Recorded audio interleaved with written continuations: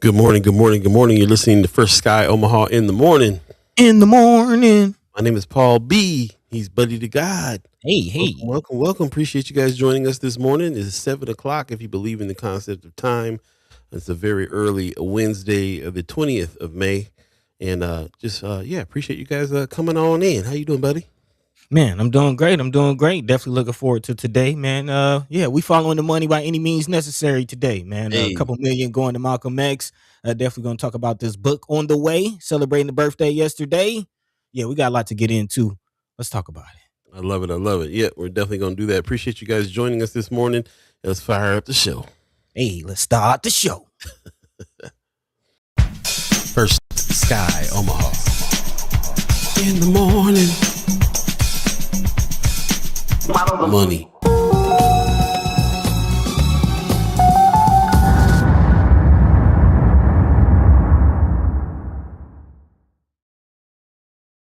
Once again, good morning. Appreciate you guys getting up early with us on a Wednesday. It's going to be a good day today, hopefully. We Yeah. have a special guest in the house that's going to be joining us a little bit later on. This is the first time we were able to speak to him the whole time he's been chief of staff. Brother Thomas Warren is going to join us a little bit later on in the show. So stay tuned to have a conversation with him. Get your questions ready. It's going to be a great day today on the 20th of May, 2026. A little chilly outside if you're in Omaha, Nebraska. A little cool today. It's only going to get up to about 60 something. So we've been dealing with a little cold weather here again lately, but trying to make the best of it. And so it's going good. Midweek, getting through the week. It's kind of feeling like one of them days though. Feel a little hump day-ish. Hump Yeah, day. trying to get over the hump Yeah, today. man. Yeah. Let us know how you are. Let us know how you feel. What you getting into, buddy? How you feeling over there? Man, definitely looking forward to today's conversation. Feeling excited. Brother Tommy Warren is he's actually the first police chief that I remember. So like having a brother as your first Wow. police chief is interesting. But yeah, definitely looking forward to having the conversation with him today. As always, looking forward to having the conversation with all of you today as well. We actually got a lot to get into. If you don't mind, kind of getting Yeah. that out the way. Yeah. Because it's a lot to get into, and the conversation is already going on in the community. Big shout out to all of you who are already chiming up, having your voices heard, letting your mind be free. As you already know, that's what we all about around here, man. So again, appreciate y'all. Definitely going to talk about, of course, yesterday was the birthday of the brother Malcolm X, El Haj Malik El Shabazz, as some may know him. And his daughter is definitely getting down with the book. We definitely have to talk about her book tour coming up, and then of course the hundreds of millions of dollars that was announced at the Malcolm X Memorial Foundation yesterday, as they revealed their plans for their project coming up for a museum. But it's not just stopping at a museum. It's a whole, it's bigger than just a museum. And we're going to talk about it as actually some people in the community have some things to say about this. Some people excited about it, some not so much. We'd definitely love to hear your thoughts on this situation. Hey, let's have the conversation, Paul. That's how we do around here. Let's have the conversation, man. So definitely looking forward to that. Also, as we mentioned, of course, Brother Tommy Warren coming in, and he is the current chief of staff of Mayor John Ewing, but of course, the first black police chief in Omaha, and also former executive director of the Urban League. So we got some things to talk about, especially in this era of black political power being attacked, being undermined. Yeah, we definitely have to talk about it. Even the NAACP kind of responding, calling for a boycott on the heels of the All Roads Leads to the South march that happened over the weekend. Again, we had the conversation on Monday. Is marching enough? It needs to be more. Yeah. What's next? So we're going to talk about all that and more throughout the next 2 hours. Definitely a lot to get into, a lot of conversation to be had. As always, let your mind be free, let your voice be heard. Definitely have to touch on the main things. But first is also equally important that we check in. So yeah, I'm feeling good. Definitely looking forward to today's conversation. How you doing, Paul? What's going on in your world, Beezy? Doing good, man. Doing good. Happy to be having this conversation. Happy to be having these conversations this week. I'm kind of excited about this week in particular, just because we have the chief of staff and also the mayor Hey, Monday, the monthly meetup with the mayor that's happening on Friday too. So this image has been floating around here. I decided to put one up for us too. Just a couple of North Omaha men from the mayor's office that go way back. It's interesting that they go way back with each other. and we get to have them on the show and talk to and Chief of Police. Just some of these milestones. First African American, whole bunch of things. We gonna get into Man, it today and Friday. They definitely had some milestones here in their careers, and we need to talk about how that affected North Omaha, how it affected relationships with the police, and all these good questions that we got for them. So, very, very excited about being able to talk to these brothers coming up as well. Especially, we've been talking to the mayor, but we have never talked to Chief Warren. So I'm really looking forward to this conversation. I was actually surprised when he said I'll come on. I was like, what? I always get surprised sometimes when I'm asking. First of all, they even know that we exist over here, but second of all, they're willing to come on and have a conversation. So hopefully man. that means that we are building a reputation of being able to have some intelligent conversation around what we're trying to do here in Omaha. So I'm feeling good about that. Feeling good about everybody jumping in this morning. I see Pops. Good Wednesday morning, and Mad Love from Las Vegas. Appreciate you, Pops. Hey. RG giving us a morning, y'all. What's happening? Sean McCarthy gives us a morning. First Sky team and Chimers. Cool. Marlon Harrison says, good morning, First Sky family, and happy Wellness Wednesday. I like that. Yes. My interview with KETV just aired this morning. I'll post the link later on today, and we'll talk about it on Friday. Hey, man.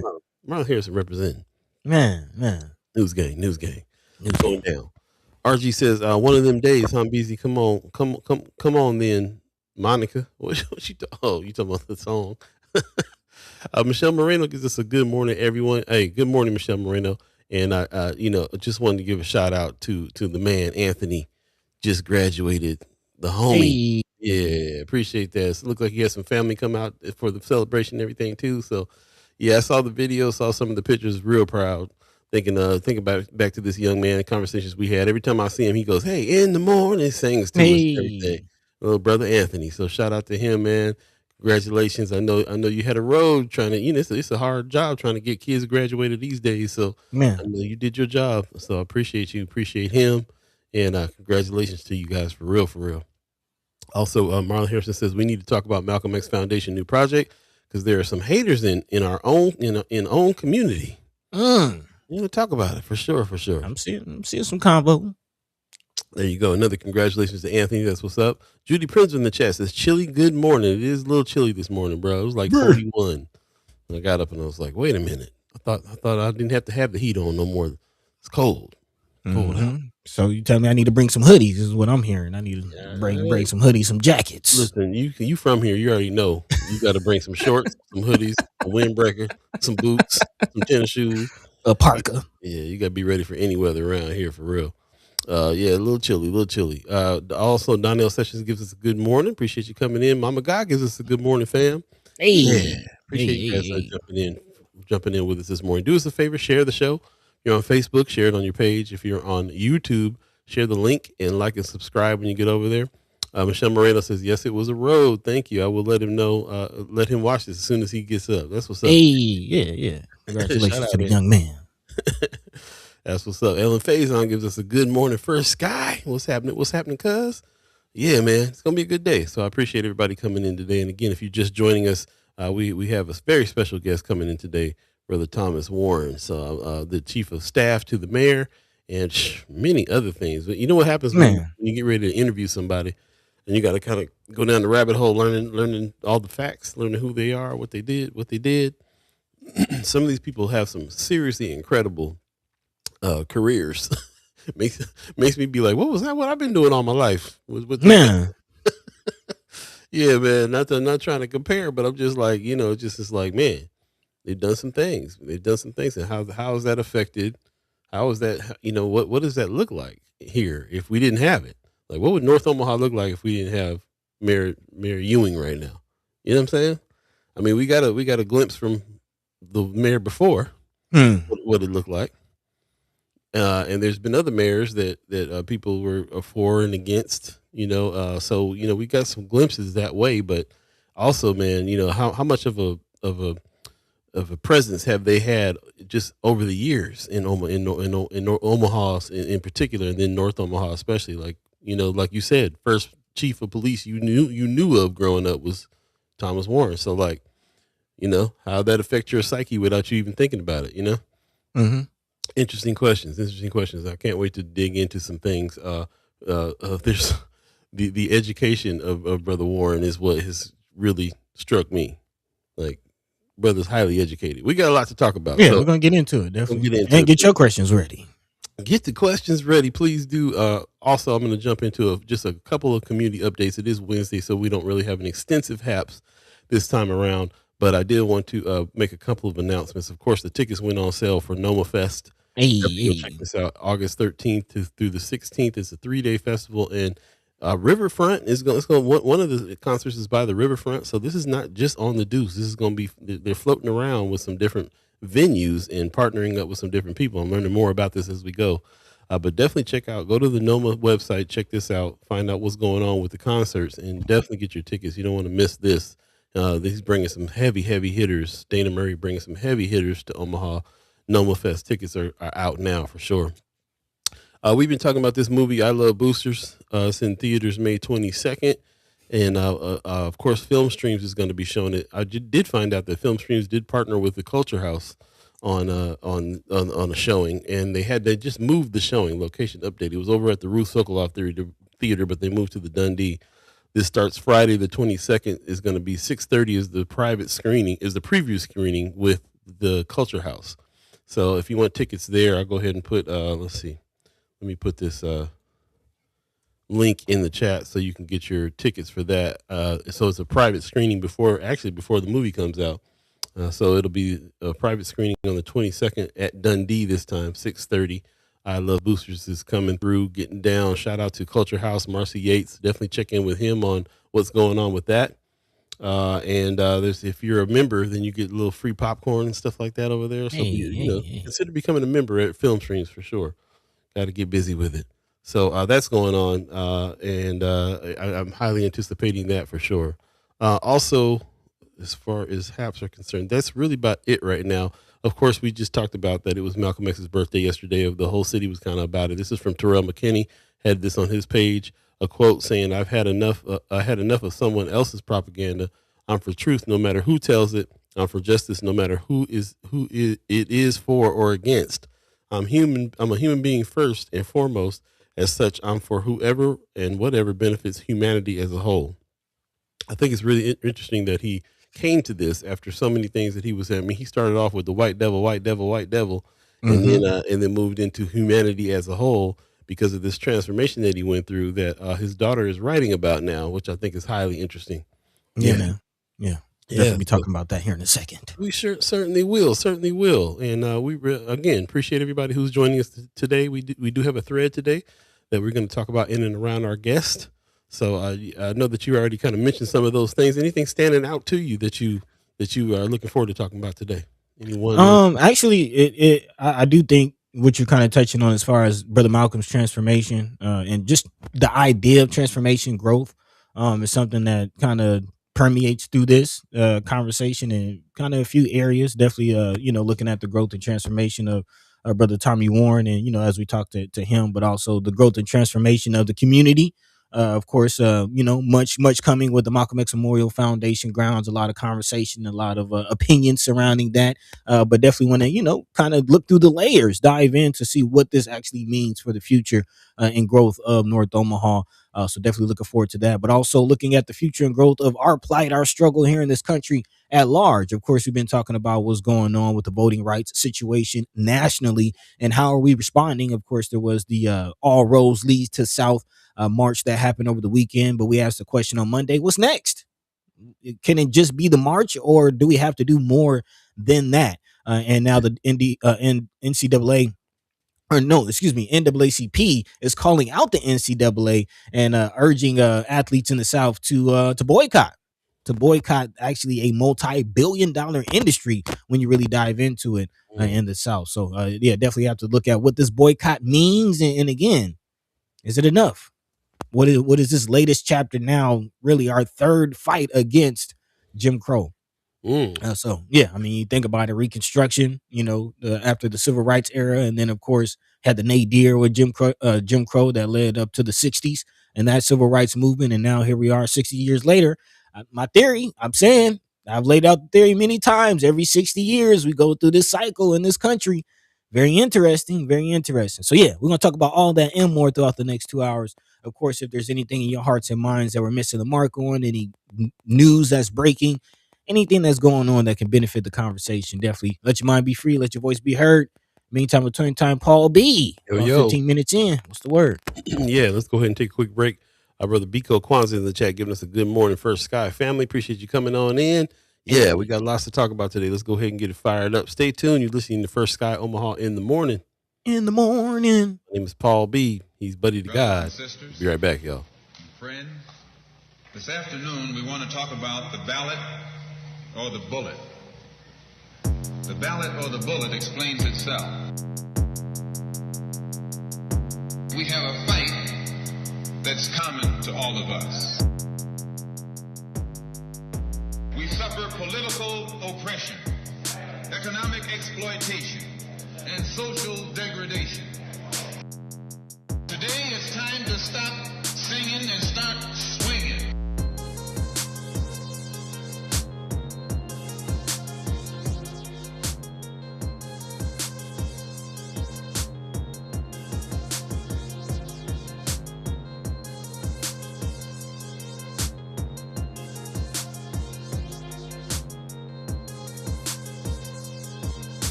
The ballot or the bullet. The ballot or the bullet. The ballot or the bullet. The ballot or the bullet. Since this is the year of the ballot or the bullet, Welcome back. Welcome back. we must understand the politics of our community. Shout out old Aggie Kid putting this together. Man. We must know what politics is supposed to produce. Got to know what politics is going to produce for real. And we must know what part politics play in our lives. Become politically mature. Again, welcome back. Welcome back. Welcome back. First Sky Omaha in the morning. In the morning. Trying to be politically mature and spread the word, have some conversation. Appreciate you guys joining us this morning. Brother Biko Kwanzaa says on the eve of Malcolm X's birthday, the show gives us vision. Please don't take what was shared Monday. Okay. On the eve of Malcolm X's birthday, the show gives us vision. Please don't take what was shared Monday. Okay. What was shared Monday? What did we miss? What am I missing there? Let us know. Let us know. Let us know. In the meantime, yeah, top of the morning. In the meantime, between time, let's go ahead and jump into it. We appreciate everybody joining us again. If you're just joining us, we're going to be speaking to Chief of Staff Thomas Warren. Put some respect on his name, coming on in and having a conversation a little bit later on. But before we do that, we'll jump into some of these things. Of course, it is the the day after the Malcolm X's birthday. Yes, yes. There. What you Yeah, think, let's buddy? pick it up right there. Come on, man. We're always on the same page. Always on the same page. And again, definitely feeling the energy. Thinking of the life, the legacy of Brother Malcolm X, El Haj Malik El Shabazz. And I like to throw that name out there, not just the flex, but to actually put some respect on the brother's name. Because again, the book that definitely want to talk about. Shout out to Doctor, put some respect on her name, Ilyasah Shabazz, of course, the daughter of Brother Malcolm. And now author of the book surrounding her father and his transformation of Malcolm in the Desert, which, man, that cover is dope. I like that art. But according to Brother Spike Lee, this is a classic in the making. Again, Malcolm in the Desert is a film a book. Hopefully it becomes a film. But a book that examines the pilgrimage of Brother Malcolm to Mecca, and his return to the United States, and his transformation, as you mentioned earlier, Paul, from an ideology that centered on looking at descendants of Europeans as white devils, as he called them, to a more holistic human viewpoint, not just so central on the black and white experience of America, but again, the story that always sticks with me, the fact that he went over to the Middle East, talking about this black, white, and how, and basically was told, like, brother, you came from home. Like, you're already home, brother. Like, you came from home, and his perspective changing in a lot of that. And I urge everybody to really in their own free time examine and possibly check out this book. I think it just went on shelves yesterday. But in general, research not just, of course, the more popular ideologies of Brother Malcolm during his time as a leader in the Nation of Islam, and some of the more incendiary moments in his life, and really kind of examine the later years of his life and how his voice changed and his message changed. Because that's really where I feel we are, and we can get more into this in the second hour. But I mentioned this as far as we asked the question on Monday: what's next? You know what I mean? What is next? And we've already had the civil rights movement, and while they're trying to dismantle it, they're behind the ball, because we're past the civil rights movement, and more on to what Brother Malcolm was trying to take us as far as a human rights movement, which is a whole different kind of conversation. So it's a bigger, much bigger conversation that delves into self-actualization, nationality, and man, it's a bigger playing field. But I definitely want to recognize again the work of Dr. Ilyasa in this newest book, because she is actually on tour today. She will be in Brooklyn at the Brooklyn Library, having a reading and having a celebration. She will also on Monday hosted a exclusive experience featuring a fireside conversation with the View co-host Sonny Holston. Also curated dinner and special appearance by DJ Pete Rock. Hey, shout out. This event also offered guests a rare opportunity to engage deeply with Malcolm X's spiritual evolution and use his journey as a guide for their own, as well as be one of the first to read, again, the book Malcolm in the Desert before it hits book stands, which again took place yesterday. So again, big shout out to Sister Ilyasa, who has also been in Omaha, who's touched the grounds at the Malcolm X Memorial Foundation, which we will talk about here in a second. Even given the project its blessing, which is not a small thing. Again, not definitely when you're doing something in honor of somebody as huge as Brother Malcolm, getting the blessing from the family, and not just the family, but again, Sister Ilyasa, Dr. Ilyasa, is also the executor of the Family Foundation, the Malcolm X and Dr. Betty Shabazz Foundation up in Harlem at the Audubon. So, it's the lineage is still intact. Paul, what say you? It just I can't help but think about the work that we did. We started off at the Malcolm X Memorial Foundation with the Mind and Soul radio channel that we put together for them there as a program they had, and how much that affected us while we were there. I just think about so much about quotes that we used for imaging. In between shows, we talked a lot about what was going on. The spirit of what was happening there was really strong with everything that we were doing. Just a celebration of Black culture. And also anchoring it in something serious in news, in a morning show news channel, because we really had to talk about the issues. You can't just have a radio station and party all the time. You got to also break off and have a serious conversation about serious issues that affect us all the time, and that's what we did over there. And people are continuing that on, like DJ Mr. Soul over 87.9. Like 87.9 is a party channel for real, but they also break off and speak to people like Precious McKesson, who's going to be politicking. She's going to be politicking over there again with DJ Mr. Soul. So again, I think it's just really important. It just makes me think about that time that we spent there, everything that we learned there, working with Brother Leo Lewis, working with the elders over there for sure, Brother Sharif. Just everything that we've learned about him and his life, working out of the Malcolm X Memorial Foundation. Years, 2, 3, 4 years, we were going there just about every day, because not just about every day, it was every day. It was a radio channel. So we were there every day doing the news every morning, and it just makes me just really think about that, and the celebrations that we've witnessed and the things that we've witnessed there, the growth over the years. So. Again, that takes me there, which is really relevant to what's going on because of the changes that are happening now over there that we'll be talking about. But before we get to it, I just really, learned so much about Brother Malcolm. Learned so much about and the things that I associate myself with too are later year stuff, like how our brother Senator Terrell McKinney is posting here, just about. Whatever happens with humanity as a whole, this change that happened, the change that happened after Mecca, after going to Mecca and coming back and realizing some things and deciding he was going to come back and just work with everybody. He kind of said that. He was like, before I was really limited to just us, but now I'm back here and I'm ready to work with anybody who wants to work for humanity. and I think that was huge. And we forget that we're on the other side of that. We're on the other side of his growth in history in these years. Mm-hmm. Man, and we need to learn those lessons. And it, man, a lot of things are hitting me at this moment. But I am kind of thinking like it is interesting when you're on this black or white, regardless of what side you're on, they have no problem with you. I mean, Hmm. they seemingly have a problem, but you're doing their bidding as far as dividing the people. Mm. Wow. As soon as you get to talking this, everybody, Rainbow Coalition, humans, soon as you get to talking about that, That's you when they become a get real this. problem and that's when they take you out. That's when the assassinations begin.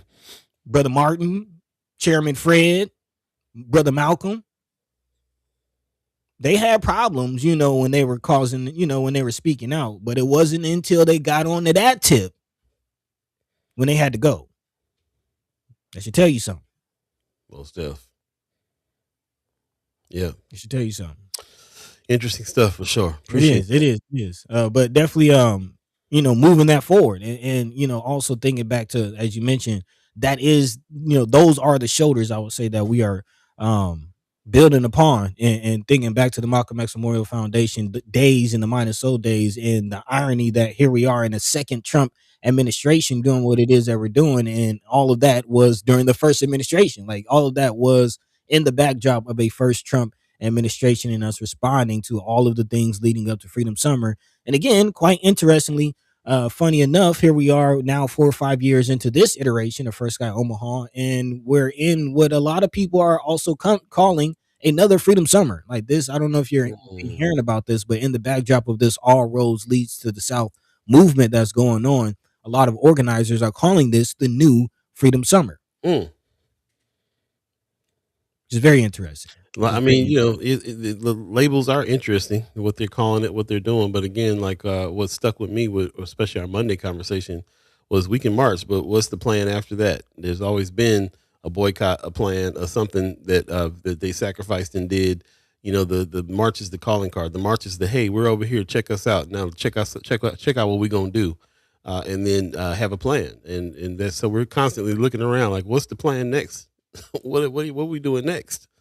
So it's interesting that the NAACP thing that we're going to talk about a little later on the show too is interesting to me, about somebody calling for a boycott that will hit some people in the pockets in a big way. But I also put it out to you guys, like, what do you feel like is next? What have you seen that's going on that's next? Not just for our area, but for the country. If this is a new Freedom Summer, how are we going after the freedom this time? I'm seeing what's next is we build. We build. That's what's next. That's what's next. So definitely want to talk about the, speaking of building, this $120 million that's coming to the Malcolm X Memorial Foundation, because I'm also thinking of that rally that took place at the Malcolm X grounds while we were there with the BAA, and that moment, that, speaking of Freedom Summer, that was kind of one of the highlight moments of that Freedom Summer Right. during that time.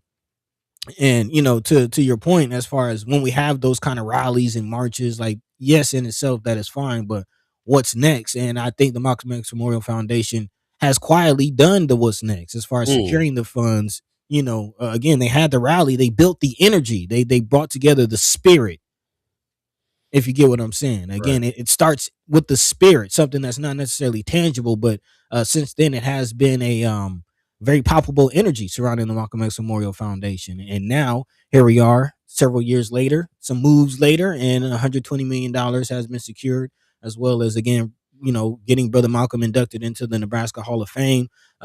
They've been quietly moving. So I do want to give a shout out to the board over there and some of the work that they've been doing, being there for several years, seeing firsthand some of the plans, some of the things that weren't happening, that were happening, and now some of that coming to fruition. If you didn't hear, just yesterday, the Malcolm X Memorial Foundation again unveiled their multi-million-dollar plan, $120 million to be exact, for a cultural center that again aims to make North Omaha an international destination, which it should be. I often talk about the tourism and just the energy surrounding the Martin Luther King grounds here in Atlanta, and it is a campus. It is a full campus, honoring and preserving the life and legacy of brother Martin Luther King Jr. And I always felt like, Malcolm X deserved, if not, something bigger, something similar. And again, this is the steps into those directions. Again, a ambitious call for $120 million mixed use campus. Again, a lot of people have some feelings towards just this museum that's coming, but again, the museum is just a portion of this multi-million-dollar project. Again, the museum is only a $40 million project. The full plan is for a $120 million mixed use, which includes not just a museum, but also housing units, affordable housing units, a financial incubator, and public green space, and a hotel, which is again something that we've talked about on Monday, or excuse me, last Friday, with Brother Dana Murray, and the need of a hotel when we have entertainment events and when we have like festivals at the Malcolm X Memorial Foundation grounds, or something that might happen at Noma. And we have a Mono Neon coming to town. Where can they stay?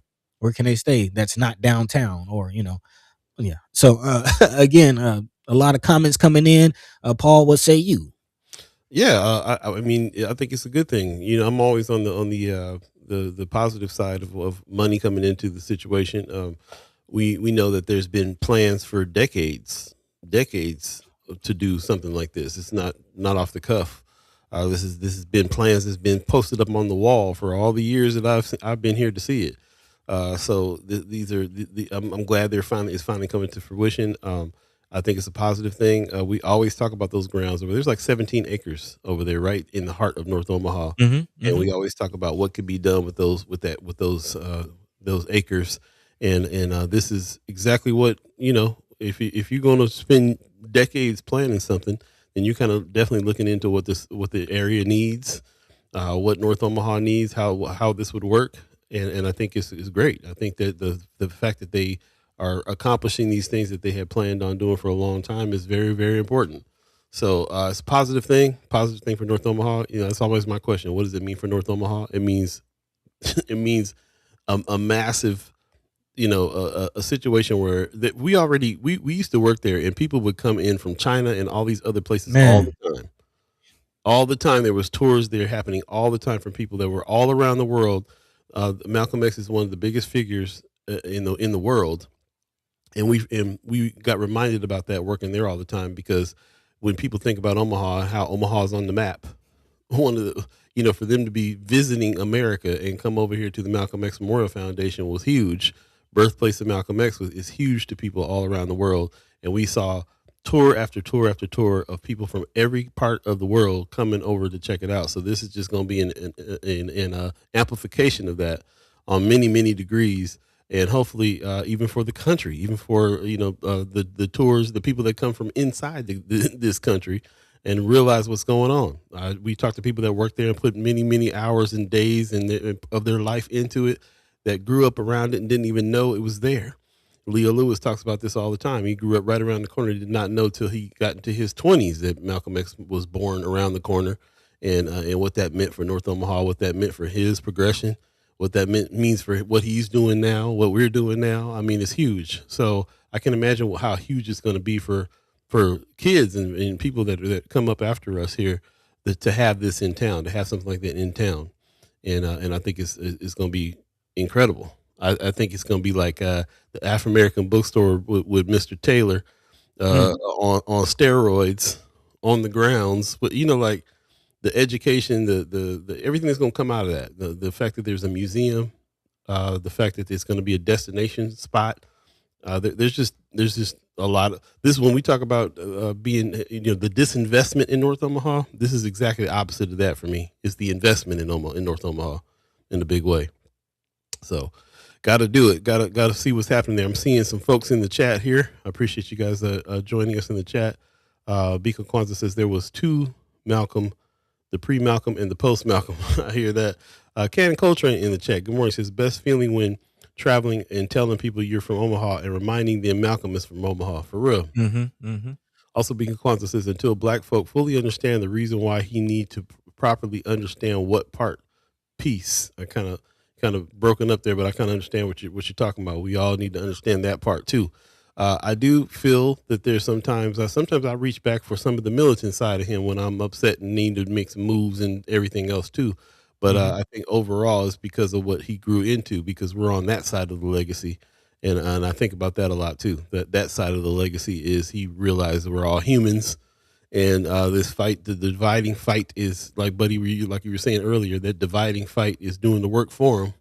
Hmm. And if we can try to get past that, great. Wanda Lewis gives us a good morning. Appreciate you. Kimber Snipes gives us a good morning, y'all. Appreciate you coming Hey. on in.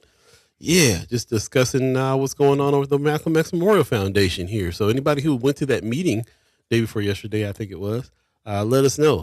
How give us some firsthand information on that, and what it is that you think about this new infusion of money and capital and plans that are finally coming to fruition over there at Malcolm X Memorial Foundation. I'm looking at these renderings. Incredible.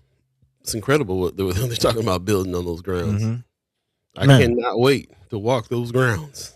I mean, this river and like, yeah, it looks, it looks pretty impressive to be honest. And again, has been a long time coming. Like these plans have been, on the books for some years. Like Years. there's actually there was a corner when we were there. There was a corner at the Malcolm X Memorial Foundation, kind of laying out this vision.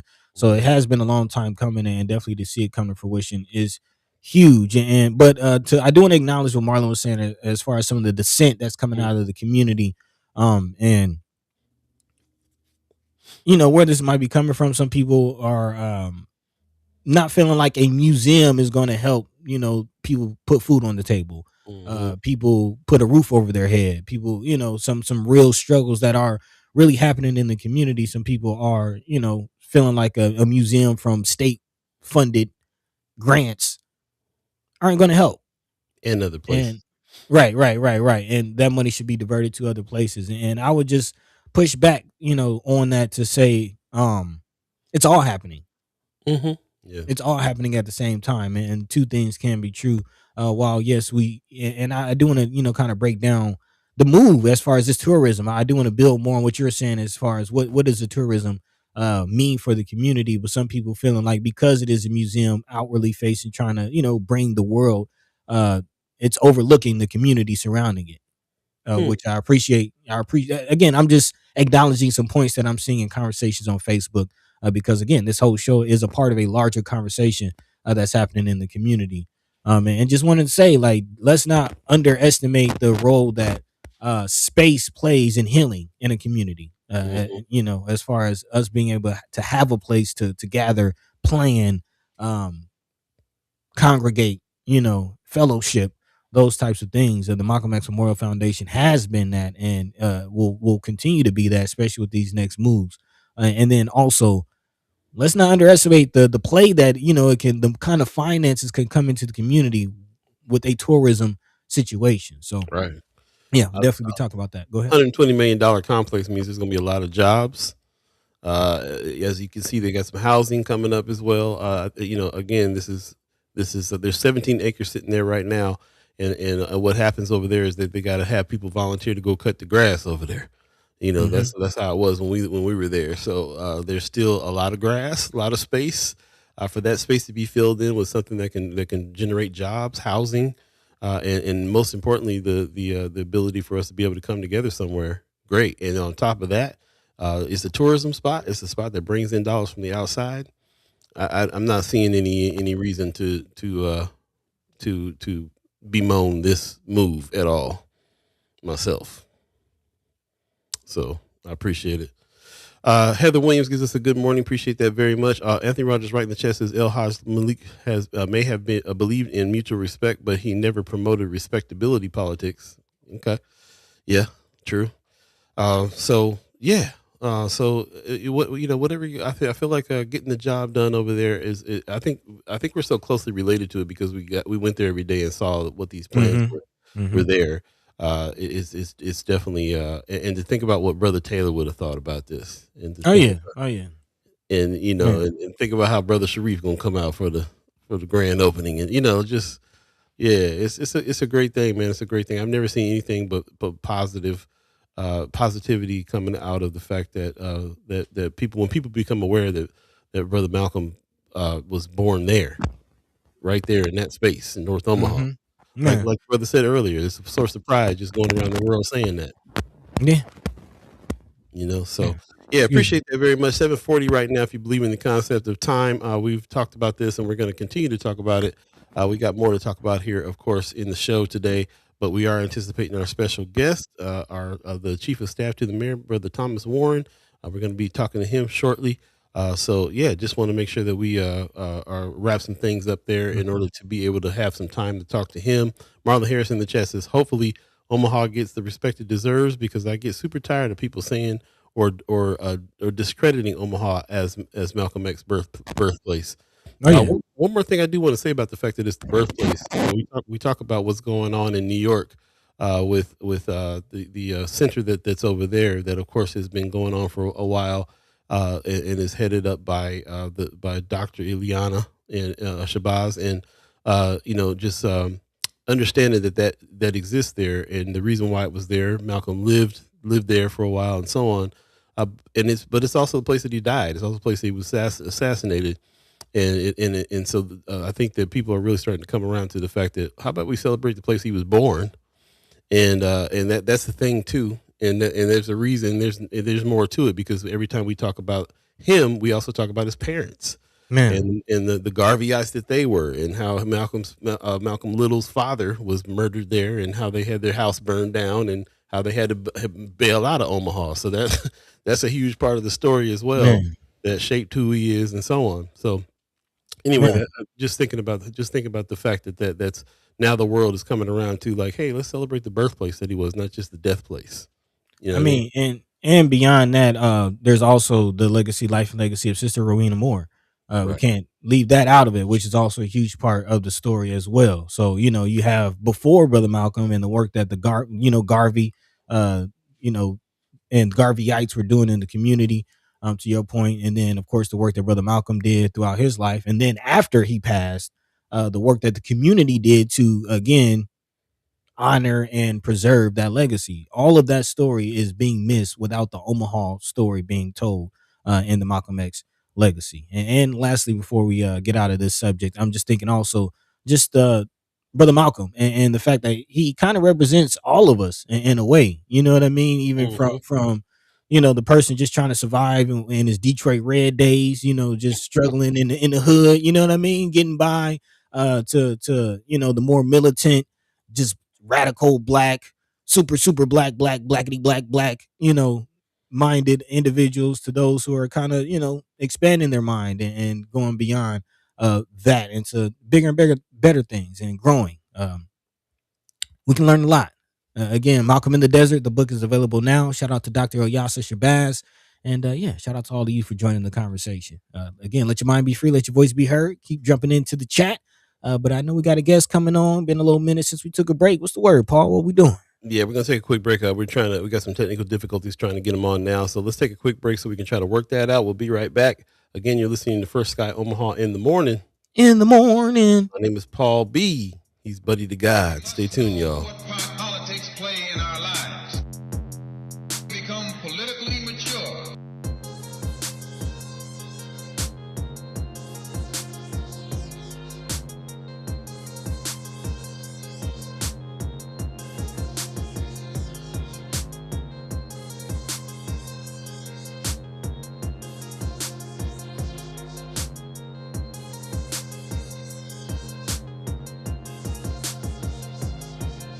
The ballot or the bullet. The ballot or the bullet. The ballot or the bullet. The ballot or the bullet. We need a self-help program. A do-it-yourself philosophy. A do-it-right-now philosophy. It's already too late philosophy. Once you change your philosophy, you change your thought pattern. Change your thought pattern, you change your attitude. It changes your behavior pattern. Then you go on to some action. Welcome back. First Sky Omaha in the morning. In the morning. Paul B, Buddy to God, Hey, all hey, of hey. you, Chad Chimers, Ghost listeners, and Monitoring Spirits. Appreciate you guys coming on in this morning.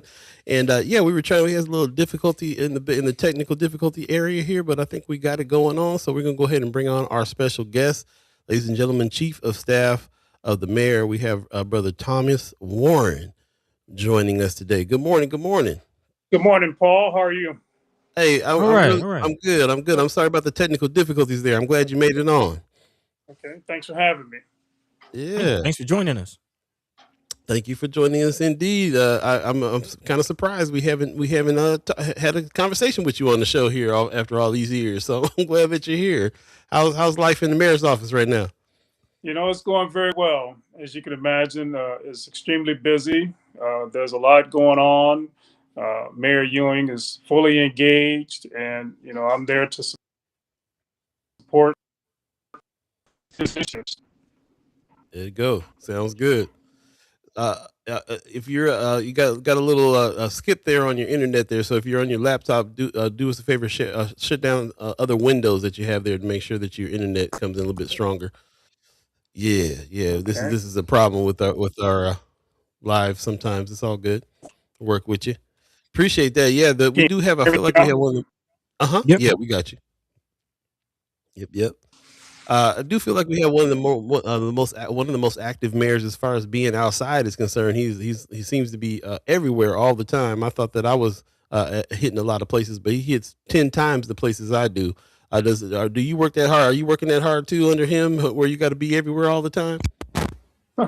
Not exactly. As you can imagine, the mayor wanted to be accessible. He wanted to be visible. I tend to be more advisory. My support in terms of our relationship, it's not, your typical chief of staff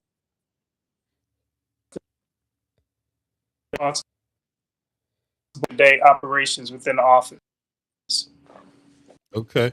Looks like we lost your feed there. We can still hear you though.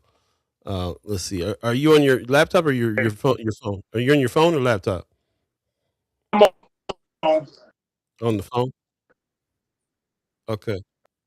Here. You might be. Yeah, yeah. We're having a little trouble. You might be your phone. You might be a little far away from the modem there. Maybe try to restart and come back in on your phone again, and that might bring you back. Looks like we might have lost them. Yep, yep. Okay, so we'll keep working on that. I'm seeing some folks in the chat. Tamara Dwyer. Tamara. Don't put him on the spot. She said, "Can you ask him who is his favorite staff?" I like that. Appreciate you guys hanging loose with us here. We'll keep on working with him, trying to get him back. Let's see. Man, I hope this works out because I got some questions for real.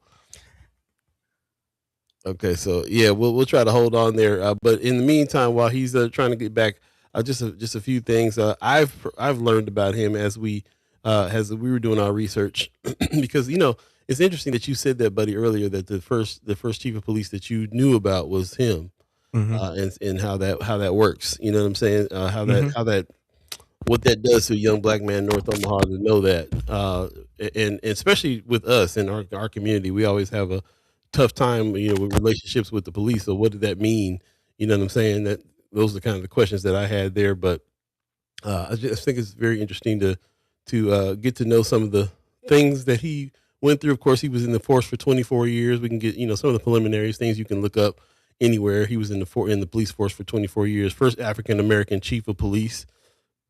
The first one. There's a lot of firsts. We talk about a lot of firsts with him, and also the mayor. Let's see if I'm seeing his window, but not. Brother Warren, you there? Okay, so he's trying to. Uh-oh. Yeah, yeah. Try to try to restart because we're not. You're coming in broken up. We can't hear you. Your internet is breaking up too bad.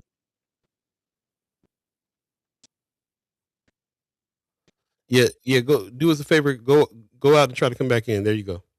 Okay. All right. Sorry about that, y'all. We're trying to work this out with him here. Okay. So he's going to try to come back in. But anyway, yeah. Also, first chief of staff. He was actually hired by Stothard in 2021. Okay. I think this might be him calling here. Hold on one second. Brother Warren, can you hear us? Yeah, can you send me another link and maybe we can get connected? Okay, so a link to your email or to your phone? To my email. To your email. I sure will. I'll do that right now. Let me give you another email. Okay. Sorry, y'all. As a matter of fact, buddy, why don't you take over here while I get this handled real quick? Can you hear me? There we go. Sorry, I had to mute myself. You muted now. Yeah. Again, appreciate y'all for bearing with us with this technical difficulties. Definitely looking forward to speaking to Brother Warren because there's a lot to get into. Of course, as y'all know, what's going on with the mayor's office and really black political power in general. I definitely want to get into that. Of course, you may or may not know Brother Warren's sister is actually Brenda Council, formerly Brenda Warren. So yeah, we got some things to talk about. But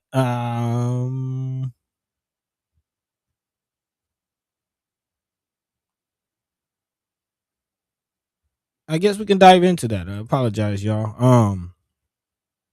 Let me pull this up.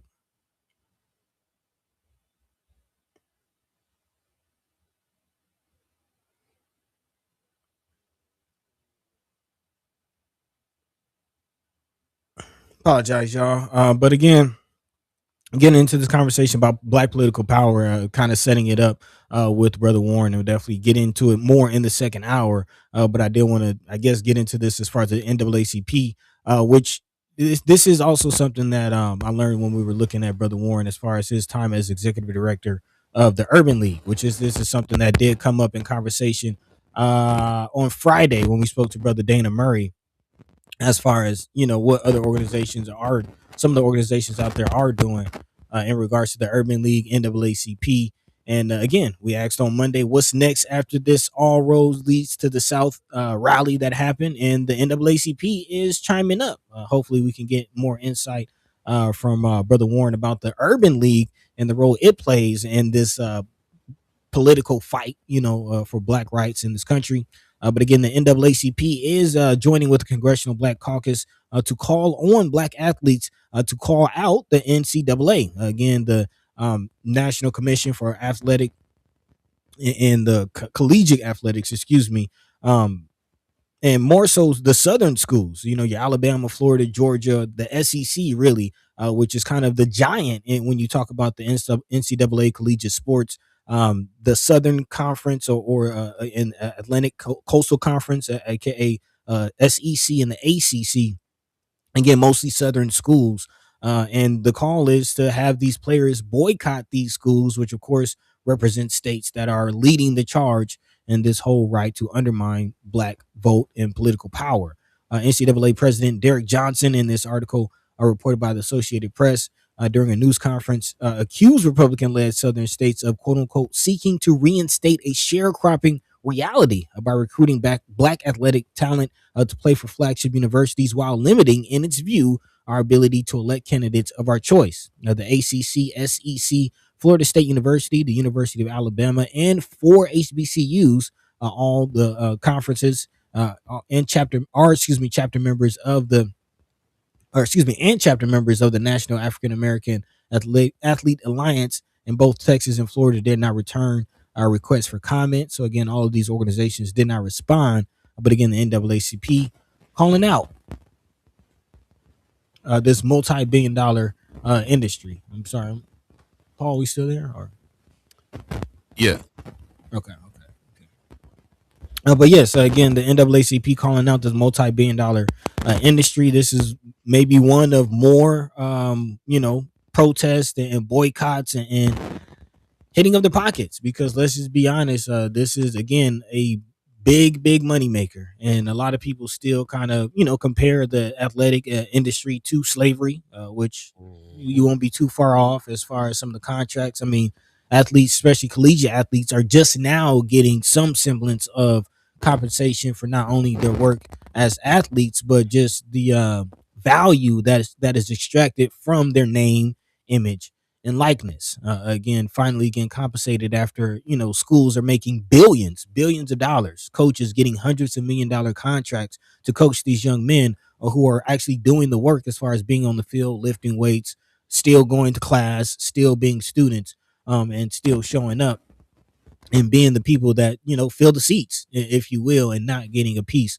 of that. And now we're seeing again this political um, move that's happening in these southern states, and a move like this can definitely um, hurt these states directly as far as the funds that these universities make, and therefore divert back into the state, which then turns into funds that are used to build these prisons, that are used to build and oppress all the people that are being oppressed in states like Alabama, Mississippi, Florida, and so on. So There you go. there's a lot more to the conversation, but Paul, how we looking?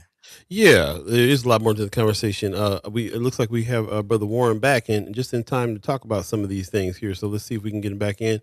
Ladies and gentlemen, once again, Brother Warren. Okay, cool. We got you back. Can you hear us?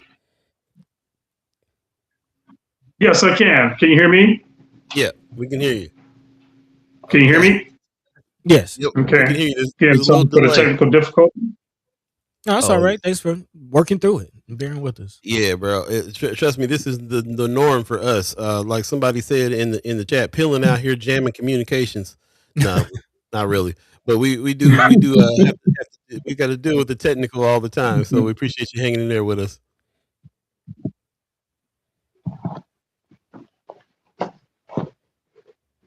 Let's go ahead and jump right in if you can still hear us.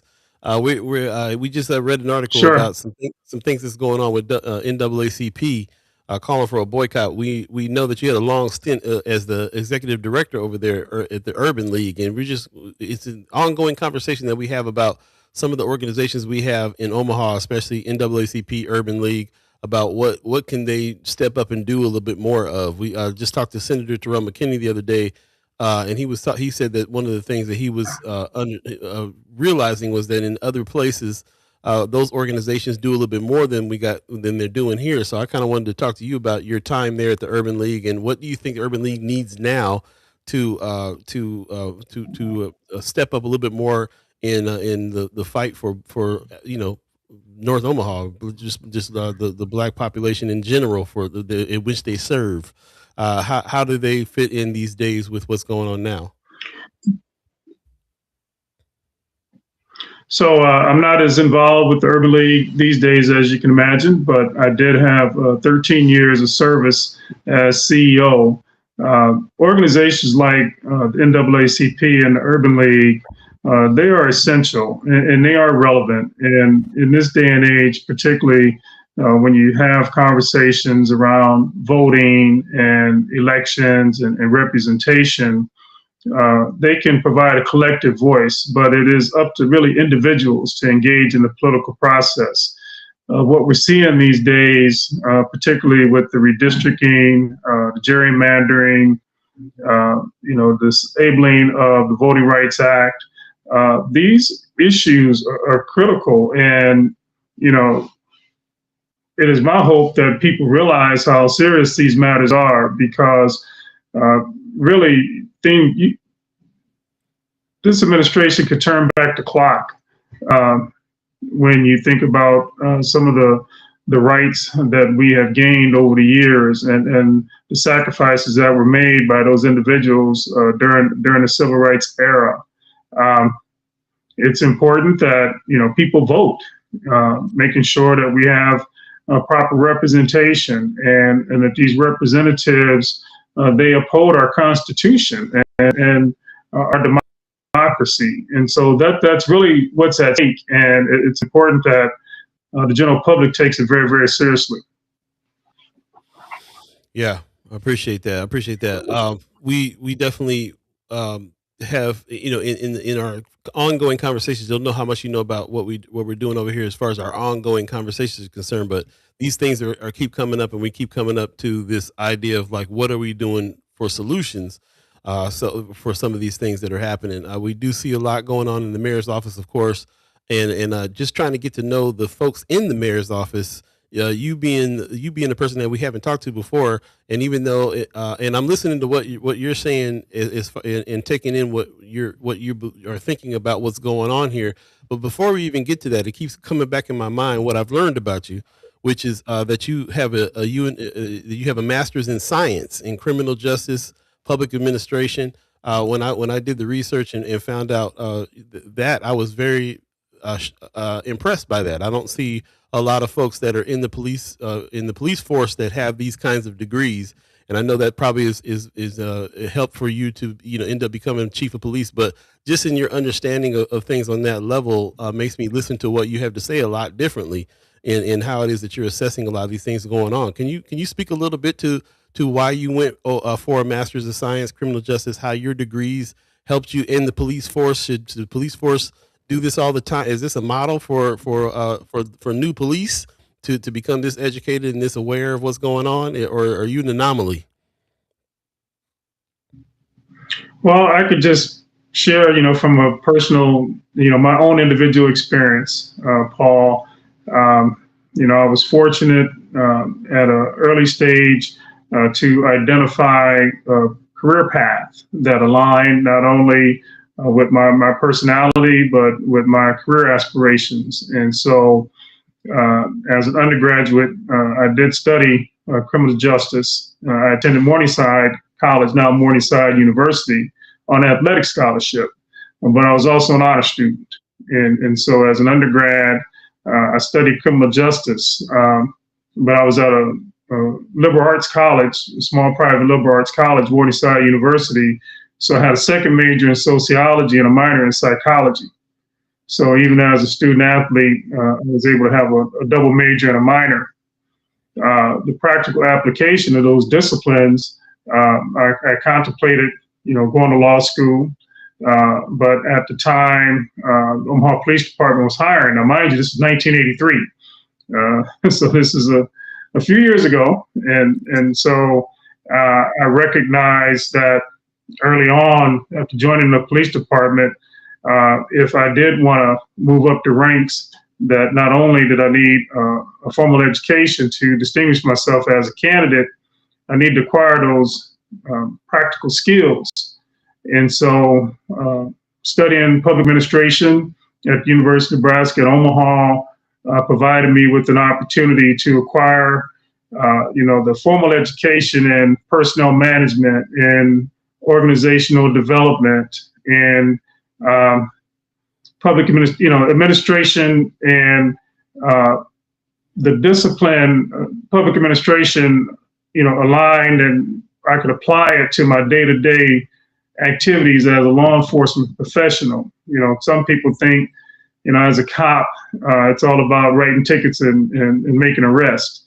Well, I've spent quite a bit of time on the administrative side of the operation, and really provided me with an opportunity to move up the ranks. I mean, I worked in operations, don't get me wrong. I worked in an Uniform Patrol Bureau. I was a precinct commander in Northeast Omaha. Whenever I worked patrol, I worked in Northeast Omaha by choice to get that practical knowledge and experience, but more importantly, really provided me an opportunity to serve the community that I've enjoyed. I have an affinity for North Omaha.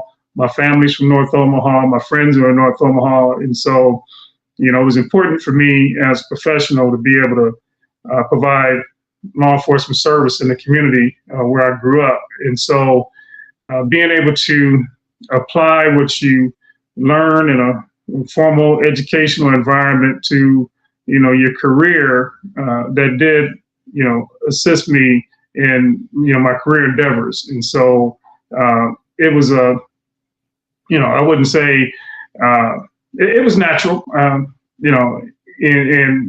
it really did provide me with an opportunity to apply what I learned, practical application to my career. You talk about that being your personal journey, but is that typical of people that are trying to move up in the ranks in the police department to have to take on that kind of education in order to get there, or or is this a situation where you as a black man had to work twice as hard as anybody else moving up in the ranks? Is it typical for people to go after this kind of education to reach the higher ranks in the police department?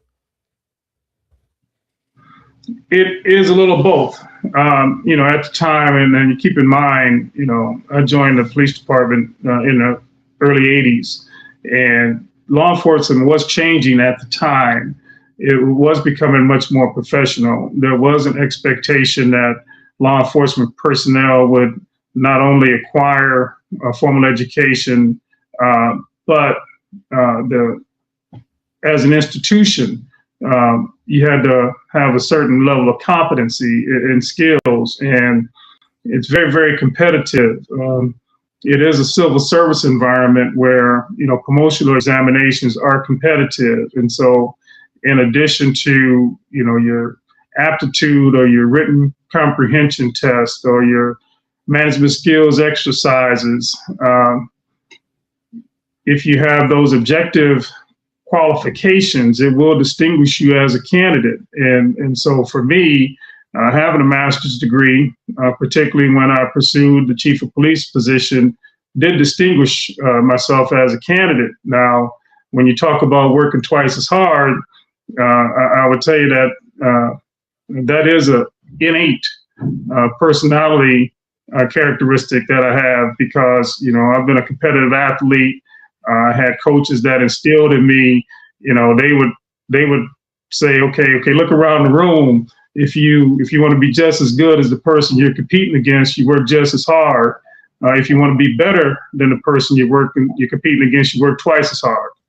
So I have applied that mindset not only in my pursuit of my career aspirations, but that's just the environment where I grew up. We do have to work twice as hard to achieve our goals and objectives. I actually want to kind of speak to that environment. Sister Wanda Lewis in the chat giving you some love. She says, I watched Tommy grow up on Pinckney Street, and he's always been well grounded.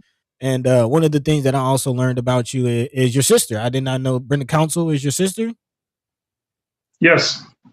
Did not know that. And so I wanted to speak to that as far as having not just yourself, but it seems like civil service and public service is something that resonated with your family in general. So, what was that upbringing like? How did you and your sister, was that something your parents pushed? What kind of inspired that? Well, I would tell you that, first of all, our parents were very, very socially conscious. And so we grew up in the 60s, and that was in the heart of the civil rights movement. I'm a little bit younger than Brenda, God bless her. She is my older sister, and she reminds me of that quite often. But recognize that, in that era, we were influenced by the teachings of Malcolm X and the preachings of Dr. King. I recall the civil unrest in North Omaha as a young man, the visit from George Wallace during the '68 primary. Robert Kennedy visiting North Omaha shortly before his assassination. And so those memories, those had an impact on our upbringing, our social development. And with Brenda, particularly, she was gifted in terms of extremely high IQ. I would like to think that I'm more of a learned person, where I have to acquire knowledge, where Brenda graduated undergrad in 2.5 years, law school in a 1.5 years, and she was practicing as an attorney at 23. She not only was a corporate attorney, said she wore the Triple Crown. She served on the school board, she served on the city council and the state legislature, and came close to becoming our first African-American mayor. So she was obviously a very strong role model for me, set the bar very, very high, but just a loving sister and an older sister who really provided me with a lot of support and a lot of guidance. And so, as you can imagine, we have a very, very close relationship. Beautiful. I got to tell you, man, she tells me stories about her and my great grandfather all the time. And she's become a friend and a mentor to me. So I'm almost sitting here feeling like we family almost, bro. Yeah, I appreciate Yeah, you. Yeah, you and follow your steps as a proprietor at the showcase. Absolutely. Wow. man, and I appreciate, and I'm glad I asked that question, and I appreciate your answer. Because we're talking about legacy, we're talking about lineage, and looking at somebody, talking to somebody who was theirs, talking to somebody who was connected to that history, and now still very active and pushing the city forward, means a lot. And I do want to kind of speak to that, because one thing to have your sister almost be the first black mayor, but now your friend, longtime friend, and colleague now is the first black mayor of Omaha, and you're serving as his chief of staff. So I am kind of curious, definitely with this backdrop of your upbringing, how do you view where we are now, as far as the work that you're doing, being two brothers leading Omaha in this era of Trump, as you mentioned, trying to take the clock back. How do you characterize this moment in the work that you're doing right now? Well, first of all, I feel very fortunate and very privileged to be able to serve in this capacity. I've had 42 years of service with the city of Omaha, and so uh, serving this community is natural. And I feel honored and privileged to be able to serve in this current administration. And uh, the thing that in terms of keeps us motivated, we know that you can accomplish quite a bit in local government, and sometimes people get frustrated with what's going on the national level, or what's going on at the state level. But I've chosen to work in local government, in community-based organizations, because you can have a real impact. You can have real impact in terms of the decision-making process. You can have a real impact in seeing things materialize and actually getting things done. And so at the local level, there are those things that are under your control. And particularly when you are in a leadership position, whether it's chief of police or as mayor, in a strong mayor form of government, you can actually get some things done. And so I'm very comfortable and very confident. Again, very blessed. Not only, and the irony, obviously, that Mayor Ewing and I have known each other for basically all our lives. And he worked for me as deputy chief of police. Um, and, when you have somebody that you know and you trust, there's no pretense in that relationship. And so now the roles are somewhat reversed with respect to now he being mayor, I being chief of staff. He knows that my support for him is unconditional. And so you have to have somebody that you know and you trust, and that can provide you, with that candid input, because these decisions that you make are very, very consequential. And the reality is that we both have over 40 years of service, and so I would say that we've seen just about everything you could imagine in government, whether it's at the local level or his experience at the county level. And so I can say with confidence that the city of Omaha is in good hands. Man, Okay. well, speaking of that, let's talk about the path forward. Having oh, go ahead. Before we get to that, yeah, just want to make sure that it's 8:13 right now. I know that we Oh, yeah, kind of got yeah, yeah. messed up on the time because of the technical Okay. difficulties. You good?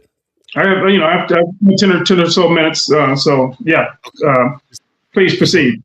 I just want to respect your time. Appreciate that. Go ahead, buddy. My bad. Yeah. Okay. Well, definitely even more reason to get into what I wanted to get into next, as far as looking forward, and how do we move forward, especially understanding you are the mayor and chief of staff of the whole city.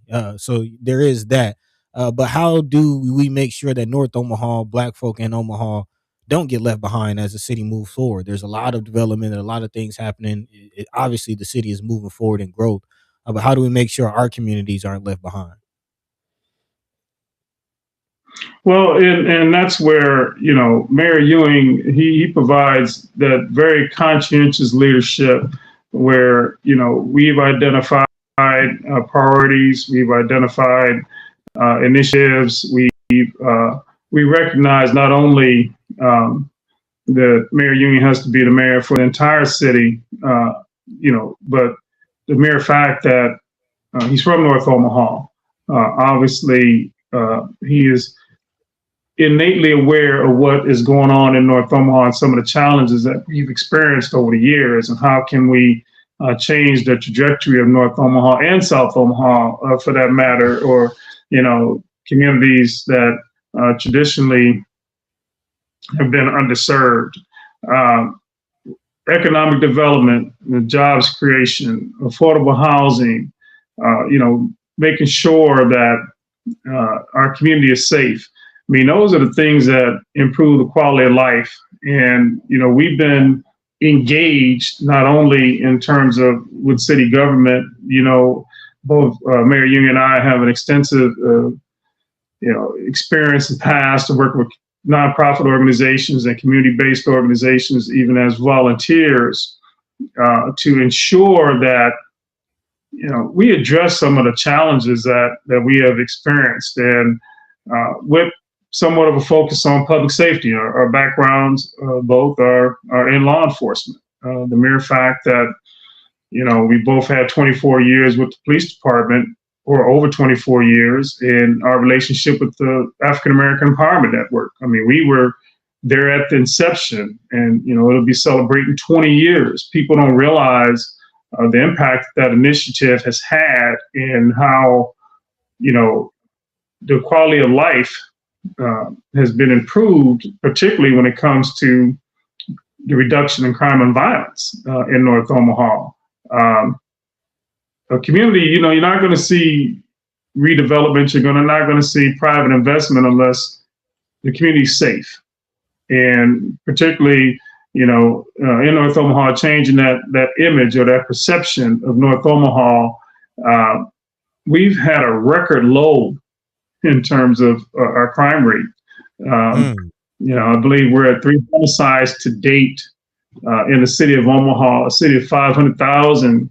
We're in the middle of May. That's unprecedented in any major metropolitan community around the country. And we know what it took. We were there to establish the foundation. Of course, Chief Smatter has continued in terms of the approach with very strong, positive police-community relations. And so first ensuring that the community is safe, and then trying to serve as a catalyst for economic development and investment. And so what you're seeing, particularly with some of the larger decisions, I would say, the support for Union Pacific's merger. People don't realize the ripple effect that a $82 billion acquisition will have with the acquisition of Norfolk Southern. When you think about the corporate jobs that are created, the high-paying jobs, up to 2,000 high-paying jobs that are in proximity to North Omaha, whether it's by car, by bus, by Uber, by cab, or you can walk or take a bike downtown. But you think about jobs, not only entry-level management, executive, 2,000 high-paying jobs that will be coming to the city of Omaha that are in proximity. Mutual of Omaha, the $1 billion investment, that facility will come online in the fall. And so not only in terms of these major corporations, what you should see is the ripple effect in terms of some of the retail and commercial opportunities that will be created by virtue of proximity to downtown, by proximity, $1 billion investment in Epley Airfield. And so North Omaha, is prime real estate in terms of its proximity, not only to downtown, the airport, urban core, obviously the implementation of the streetcar. This is what makes a metropolitan or urban community dynamic. Gary Clark in the chat is saying he's also one of the Omaha Inland Port Authority commissioners. So So these are the kind of investments that you're talking about here. I'd like to get to that in a minute. Just what you're excited about as far as these new things are coming. I'm getting a sense that it's some of the economic development that got you going. But before we do that, I definitely got to step back a little bit because you talked about the safety issue. Omaha, you talked about in the 360 meetings with the Empowerment Network. You talked about Chief Schmatter. You know as well as anybody in the Black community, we have a nefarious relationship sometimes with the police. As a police officer yourself, that you've been in a lot of years, it seems to me that you're saying that there's a better relations with the between the public and police right now. Is there anything that you see that needs to be improved as far as that's concerned? I mean, we still have a lot of people upset about some of the shootings that's happened with unarmed Black people by the police, and you've been at those meetings, probably heard about some of those meetings where 360 meetings blew up because there was a lot of people that are very upset about things going on. In general, where do we stand as far as the increase in better relationships between the public and police? Where do you stand on that? Well, first of all, I would just say that you can reduce crime and improve police relations simultaneously. It's always difficult or unfortunate when you have officer-involved shootings or a line of duty death. And unfortunately, these incidents have gone both ways in terms of citizens being injured as well as police officers. Now, I'd also caution you to distinguish between Omaha Police Department and Douglas County Sheriff's Office. So just for the record, we wear blue, they wear brown. Okay. And in terms of, the relationship that the Omaha Police Department has with our community, I gauge it by the fact that, Chief Schmatter has been there for 13 years. He's one of the longest serving chiefs in the United States in the metropolitan community. And whenever we've had incidents, because he has been forthright, he has been very visible, he has been very present, he addresses those incidents in a very proactive manner, and has been fairly transparent in terms of describing what occurred, explaining policy and procedure, how it's applied to statutory law, and whether or not the officer's actions were in compliance with policy and procedure and statutory law. Sometimes those are difficult conversations, but he will always be forthright, he will always be present, and he will always be there to explain what occurred.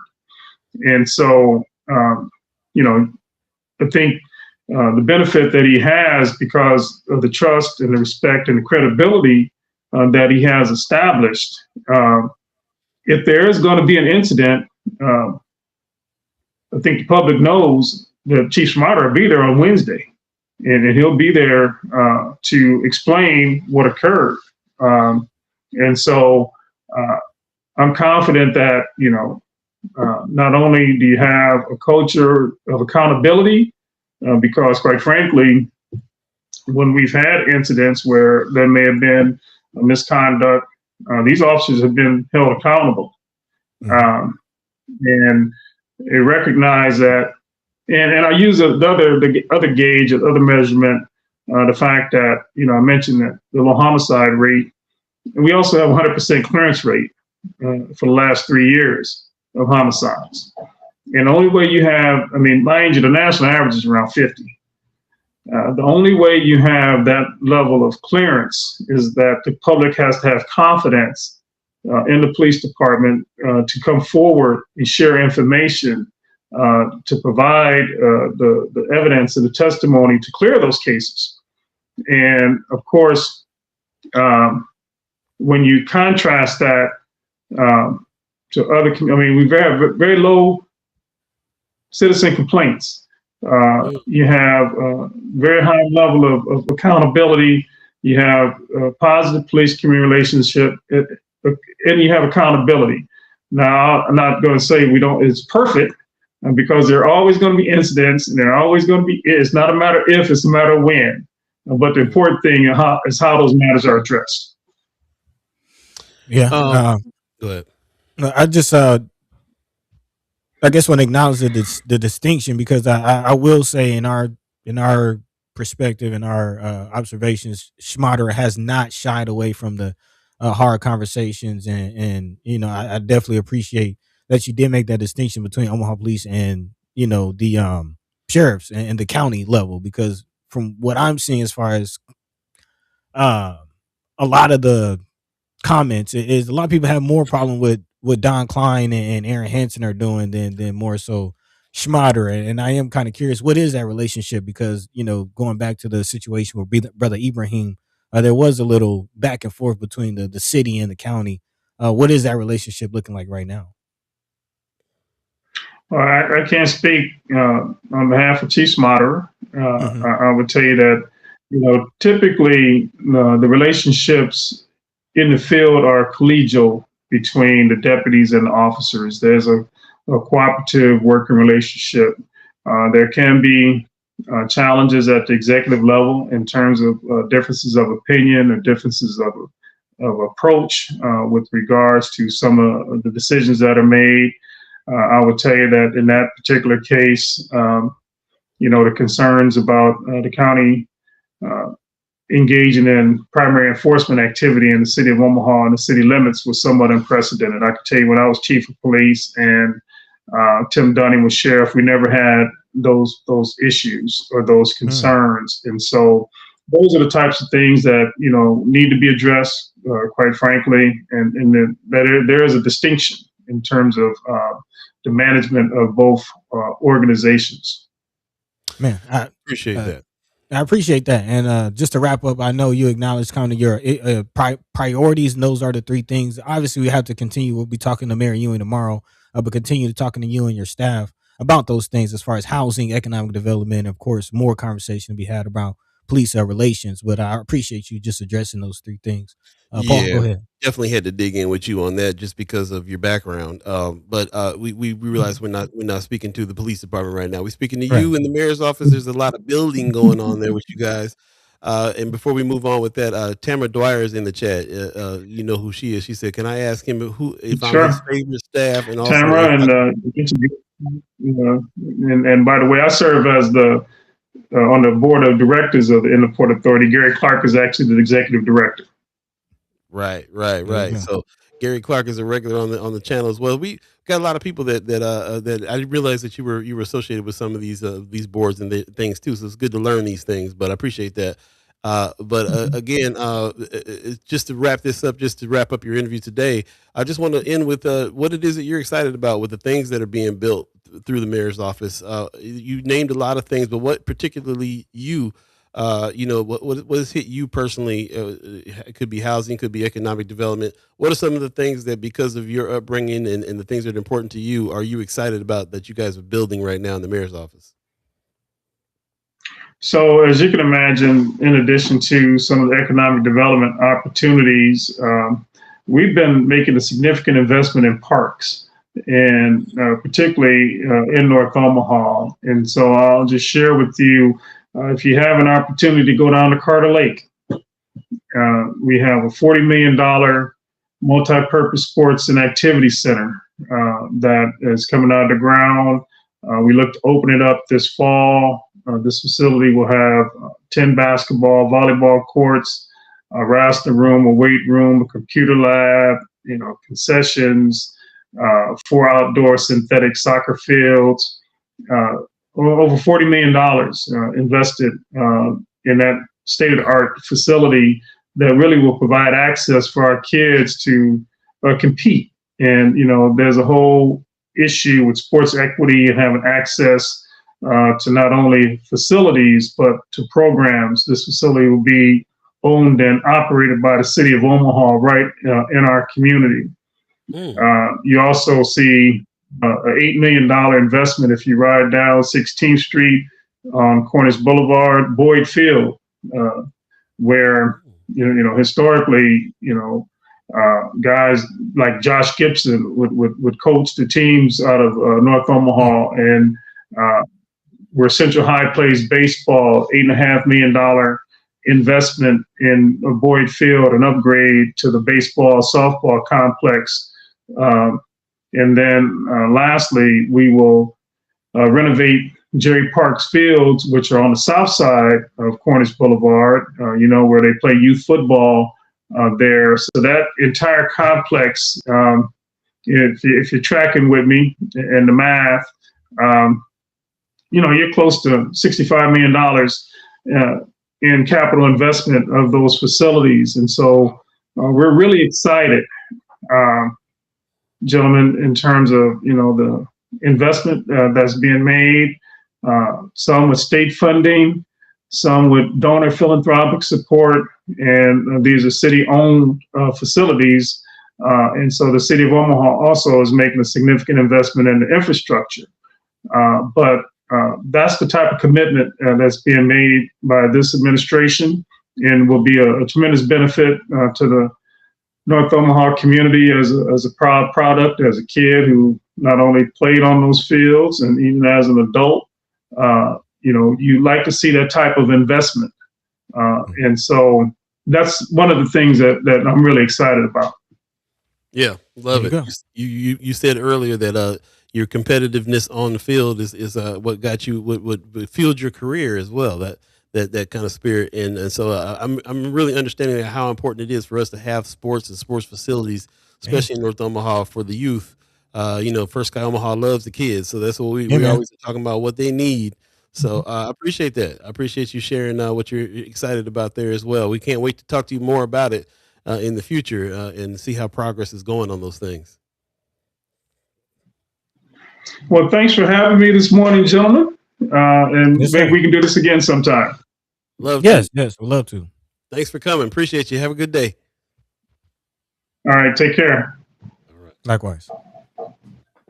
All right, appreciate that. Yep. We'll have to have him back and dive into some other issues as well. We always are up against the time. Especially with the tech. Yeah, the tech kind of messes up here with the time frame. So appreciate that. Appreciate everybody's comments. We'll definitely record these comments, send them to Thomas Warren, Chief of Staff of the Mayor. Put some respect on his name, and talk about that a little bit as well. I'm definitely seeing the chat. Ariel's 402 abolish qualified immunity now. Yeah, It might be a conversation. Might have to reach back out to the police department and see if we can talk to somebody about all. Have we had Schmatter on before? No, never. Not even Minus Old Days. Actually, I think we have had him on during the Minus Soul days. I think we did talk to him during the Minus Soul days. Yeah, that's been a while, so we definitely sure. Yep, appreciate that. Also, Arrows 402 saying doctors and EMTs are trained to save lives, and they don't have to have it. Cops are trained to take lives, and they have it. Something that we're concerned about. Anthony Rogers White is asking about the status of climate resiliency plan. How do the data centers and OPPDs vote to keep burning coal impacted? We'll have to send that to him and come back and talk about that a little bit as well. Mm-hmm. I appreciate that. Also, Aerials for $265 million invested in fields, and the NAACP is calling for boycotts of those fields. I don't think they're calling for boycotts of those fields, are they? Well, we might have to dive into that in the later part of the show, because there's a lot of comments about the NCAA strategy. Yeah, I'd like to get back to that, because I'd like to understand it. On the surface, for me, it was like, doing something, making a move. You're right. Hit them in the pockets when it comes to that. Why we got, athletes over here that people in the stands hollering Roll Tide, and go home and write, and take things away from those very institutions. We definitely should get into it for sure. 8:33 right now. If you believe in the concept of time, you're listening to First Sky Omaha in the morning. My name is Paul B. He's Buddy to God. And if you've missed any parts of that interview with Brother Thomas Warren, please go back and check it out on YouTube. Like and subscribe over there. And any more questions that you have, you can always hit him up in the office. And he's a very accessible person. You can talk to him about a lot of these things. And we'll also be gathering some more questions to have him back again. So stay tuned for that as well. In the meantime, between time, let's take a quick break. We'll come back and finish out the show with a little bit more discussion on some of the things we talked about earlier. Stay tuned. First Sky Omaha in the morning. It's already too late, philosophy. Once you change your philosophy, you change your thought pattern. Change your thought pattern, you change your attitude. It changes your behavior pattern. Then you go on to some action.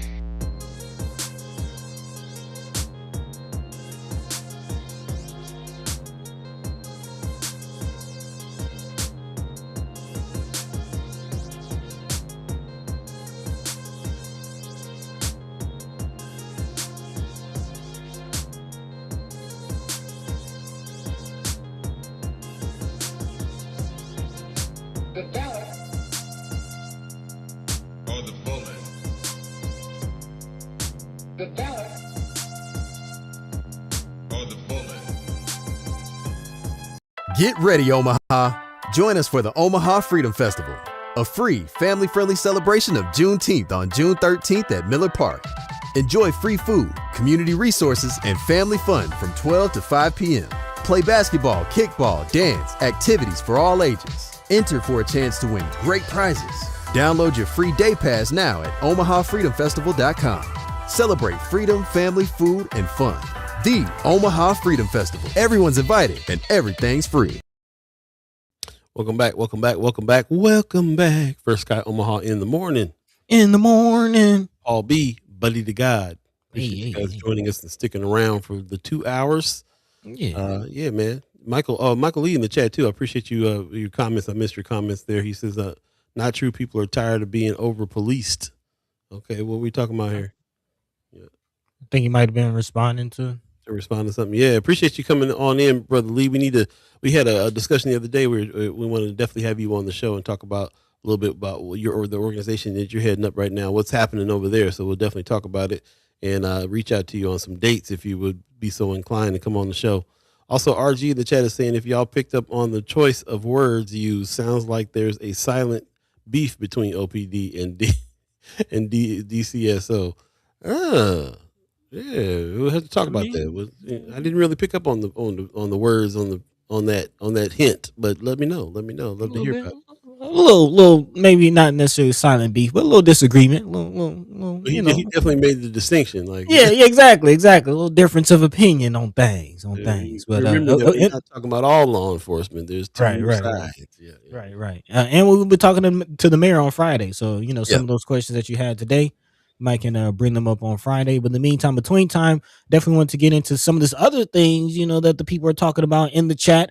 Of course, as brother Tommy Warren, put some respect on his name, Mr. Thomas Warren, again, urging and really bigging up the situation as far as the investment in athletics in Omaha. And again, I do appreciate Ariel's 402. His comment, his question, it is a valid question. Again, $65 million in Omaha being invested in fields, as he says. And then he says, and the NAACP is calling for boycotts of those fields. And it's not just the NAACP. It is kind of interesting. I'd definitely love to hear your take on the caucus side of this. Brother Mike Lee, who I believe is a part of the Democratic Black Caucus here in Nebraska. And on the national level, the Congressional Black Caucus are also in partnership with the NAACP and calling for this boycott.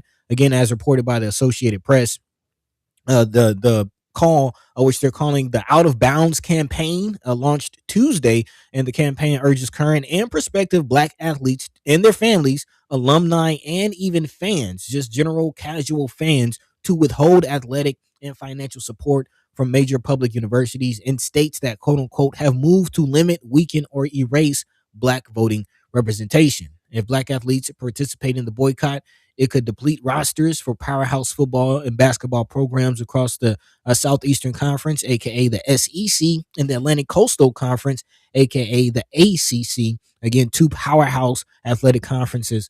The NAACP's campaign calls out, again, Alabama, Florida, Georgia, Louisiana, Mississippi, Texas, and South Carolina as states to be boycotted, arguing that the athletic programs of these states or major universities are especially reliant on Black athletic talent and should protect Black political interests. The NAACP President Derek Johnson, during a news conference, also recused Republican-led southern states of, quote unquote, seeking to reinstate a sharecropping reality, again, by recruiting Black athletic talent to play for flagship universities while limiting their ability to elect candidates of their choice. Again, I made the mention earlier that a lot of, people look at like instances like the combine, for instance, where, all these big brolic Black men are being poked and prodded and looked at it kind of evokes emotions and memories of the trading block. Actually, when athletes are traded, that's what it's called. They're put on the trading block. I mean, there are a lot of,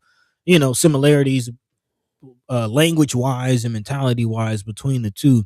But again, it seems like some of you feel like this is not a good strategy as far as, again, protesting, which is amounts to a multi-billion-dollar industry that is in fact built on the back of these athletes. I'm kind of curious. I don't necessarily agree or disagree. We're just having the conversation right now, and I want to hear your thoughts on this. Why do some of you feel like that's a bad idea? Paul, what do you think? I would like to hear about that too, because, like I said, my initial thought was that it is a good idea. We talk about this a lot. I feel like we've had this discussion before, and chat chimers were kind of mentioning these are the ways to do some boycotting. We're going to do some boycotting. Back in the day, we were talking about not going to Target for a little while, and they were like, what about what about the sports, the sports industrial complex as well? Like, what about the way that things go on for college players, and how not a lot of ownership is going on when it comes to teams professionally. There's a lot there, and I was actually kind of surprised when people started saying this might not be a good idea. I think in the chat earlier, Mike Lee was saying, this is he says, literally don't understand how the national NAACP thinks this is a good strategy. And Anthony Rogers Wright said, this is a very hard ask and a tough nexus to make. You're talking about asking these folks to give up their ability for social mobility for a cause that has not even been fully established. Young men and women. So I can understand. I hear what you're saying, but I also feel like you need to figure out how to get that done, because because really all these things are being built on the back of young black men and women. It's being built on the backs of young black men and women, and there's not a lot of ownership there in the first place, and it's a huge franchise. I think about it in terms of locally. How many times have we said, until they get things together in Lincoln, why would any player want to come and play in Lincoln? Want to come and play for the Huskers if you're a black man, knowing that all this stuff is going on in this particular state, and how welcome were you going to feel coming here and playing? And maybe you ought to look somewhere else.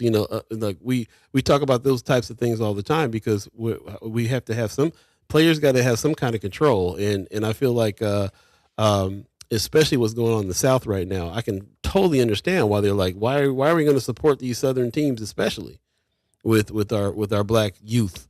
With them taking things, I don't know. It doesn't make any sense for people to be in stands cheering for these things and then go vote that boy's mama can get some aid. You know what I'm saying? Like it feels strange to me too, why this is not a thing that should go forward. But like I said, I looked at it on the surface. That's my first thought on it. You already know we have first and second and third and fourth thoughts, especially after discussion. But on the surface, that's what it feels like to me. Man, I'm gonna share a thought, then I do want to jump into the chat. Chat's going off. I appreciate everybody's comments. And my thought is, this is really a microcosm of the bigger problem.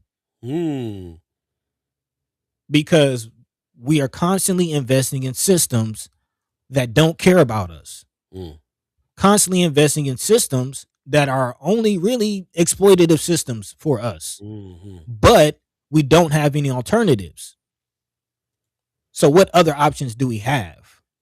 And again, that's a general statement. There are some more nuance to that in this, but that's kind of what I'm seeing as far as the relationship between this conversation and the larger conversation, because what we're talking about is a system that we did not build, that we are a part of, that uses our labor and our interaction to grow and completely lock us out of the benefits of that growth. I understand completely what you're saying. You know what I mean? Schools like Alabama, states like Alabama. I mean, how long did it take? And it's quite interesting, because my history, like I went to FAMU. FAMU religiously will play the University of Miami. And if you don't know, FAMU is a historically black college university.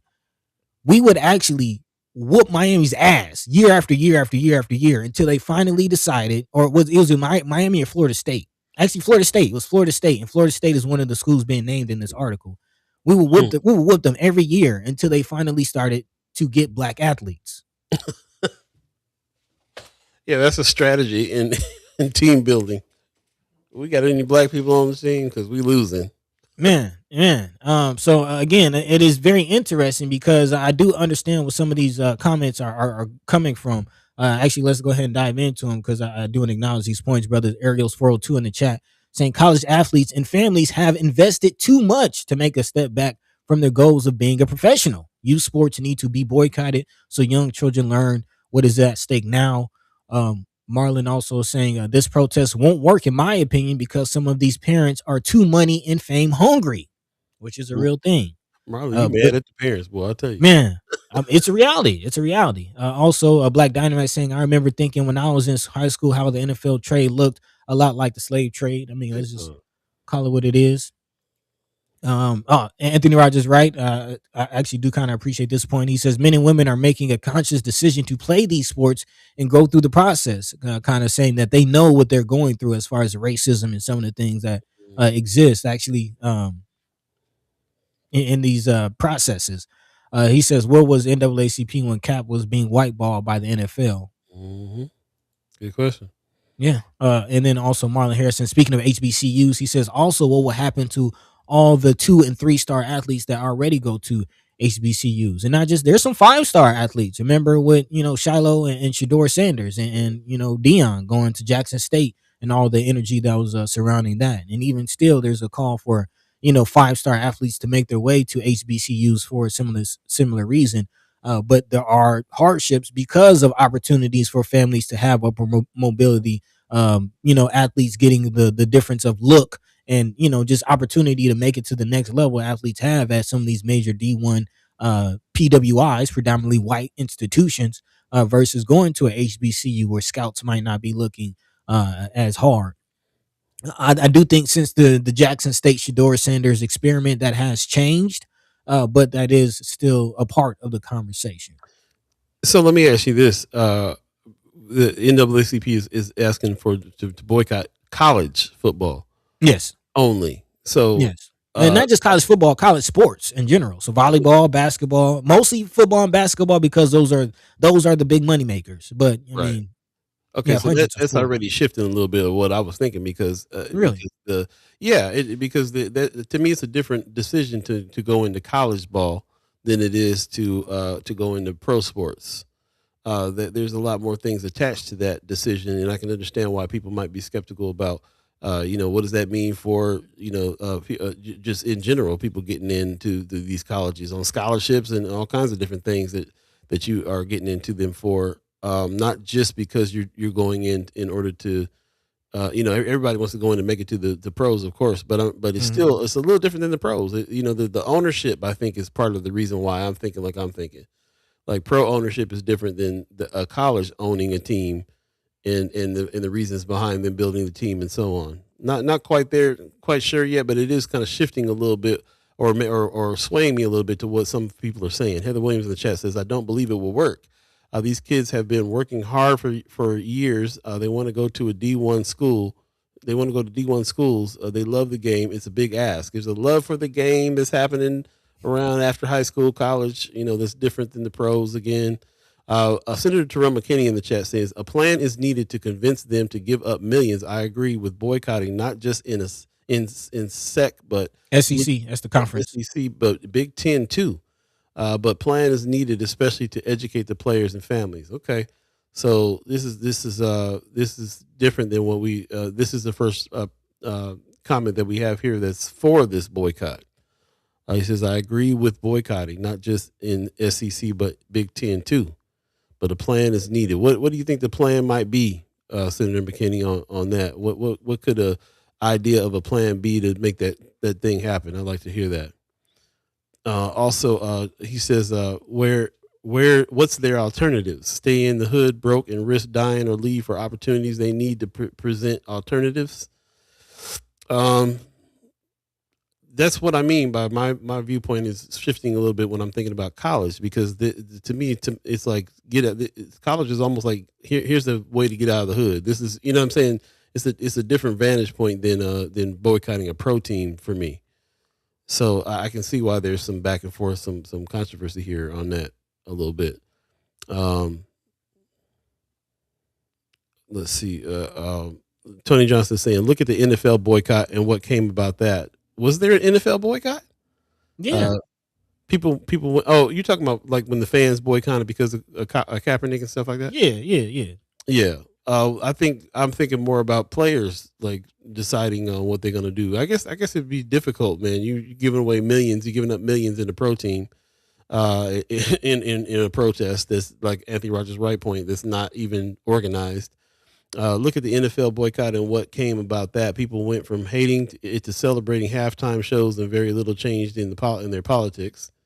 Heather Williams says, I get it, but what's in place for them? These are their hopes and dreams. Again, like I'm understanding a little bit more, like this is what they're going to college for, or trying to get into college and get out. Again, it goes back to the larger conversation. Yeah. Because if we still had a Negro League baseball league, then, it would be a thing to say, we don't own in it. Like, how many NFL owners are black? How many NBA owners are black? Like, that's the larger issue. Right. What do we have to give up in order to interact in this society? And historically, it's been too much. Yeah. I'm thinking about the drafts and stuff like that. I'm thinking about schools, and not just schools, but also in pro, how they go after certain people because they really want this particular athlete. And what if that athlete was, made a stance like, I'm not going to your school in the state that you are, taking away our voting rights. Like what, I think this is what they expect is they want to happen. So as to put pressure, to have some leverage over what's going on in the state. I think it's a good approach to start thinking about. I mean, you got to look at the state. Like, what's the heavy thing in the state? What would give you some leverage if you can control some things there? What would give you some leverage on how they act in that state?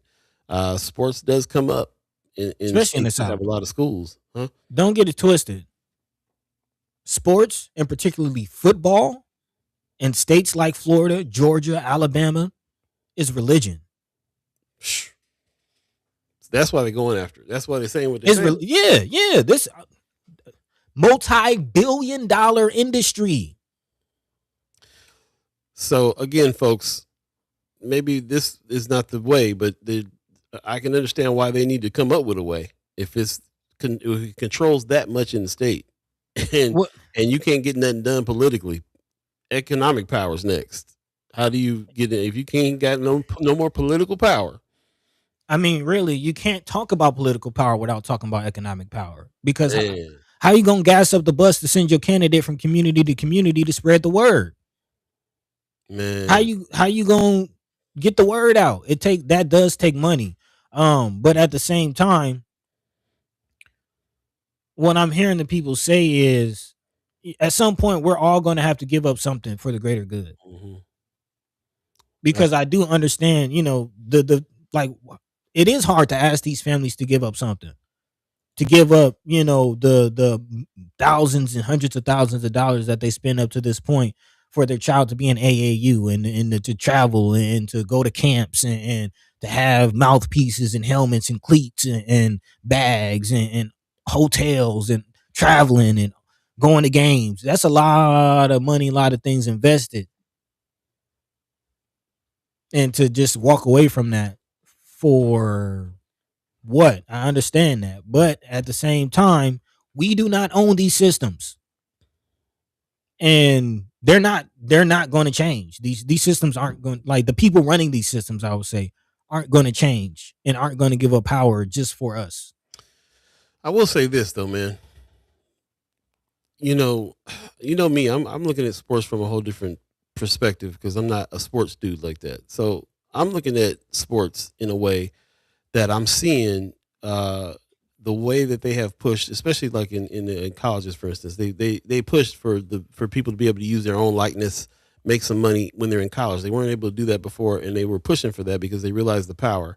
I'm also thinking about these high dollar, multi-million-dollar contracts that happen in professional sports as well. It always amazes me a little bit in the back of my head when I hear about a young black man playing ball and getting $230 million contracts and stuff like that. Like they gave this young brother $230 million. It always surprises me. Like somebody is trying to get that money away from in his hands so they can take it away. You know what I'm saying? Like It's still slavery, bro. It's It still is, slavery. but there's been movement because of the fact that they've moved their importance enough for them to be getting these high multi-million dollar contracts. So this is a multi-million dollar contract like that was probably unheard of in the 60s and the 70s. Now we live in an era where they have leveraged their importance enough for companies to come out and pay money like that.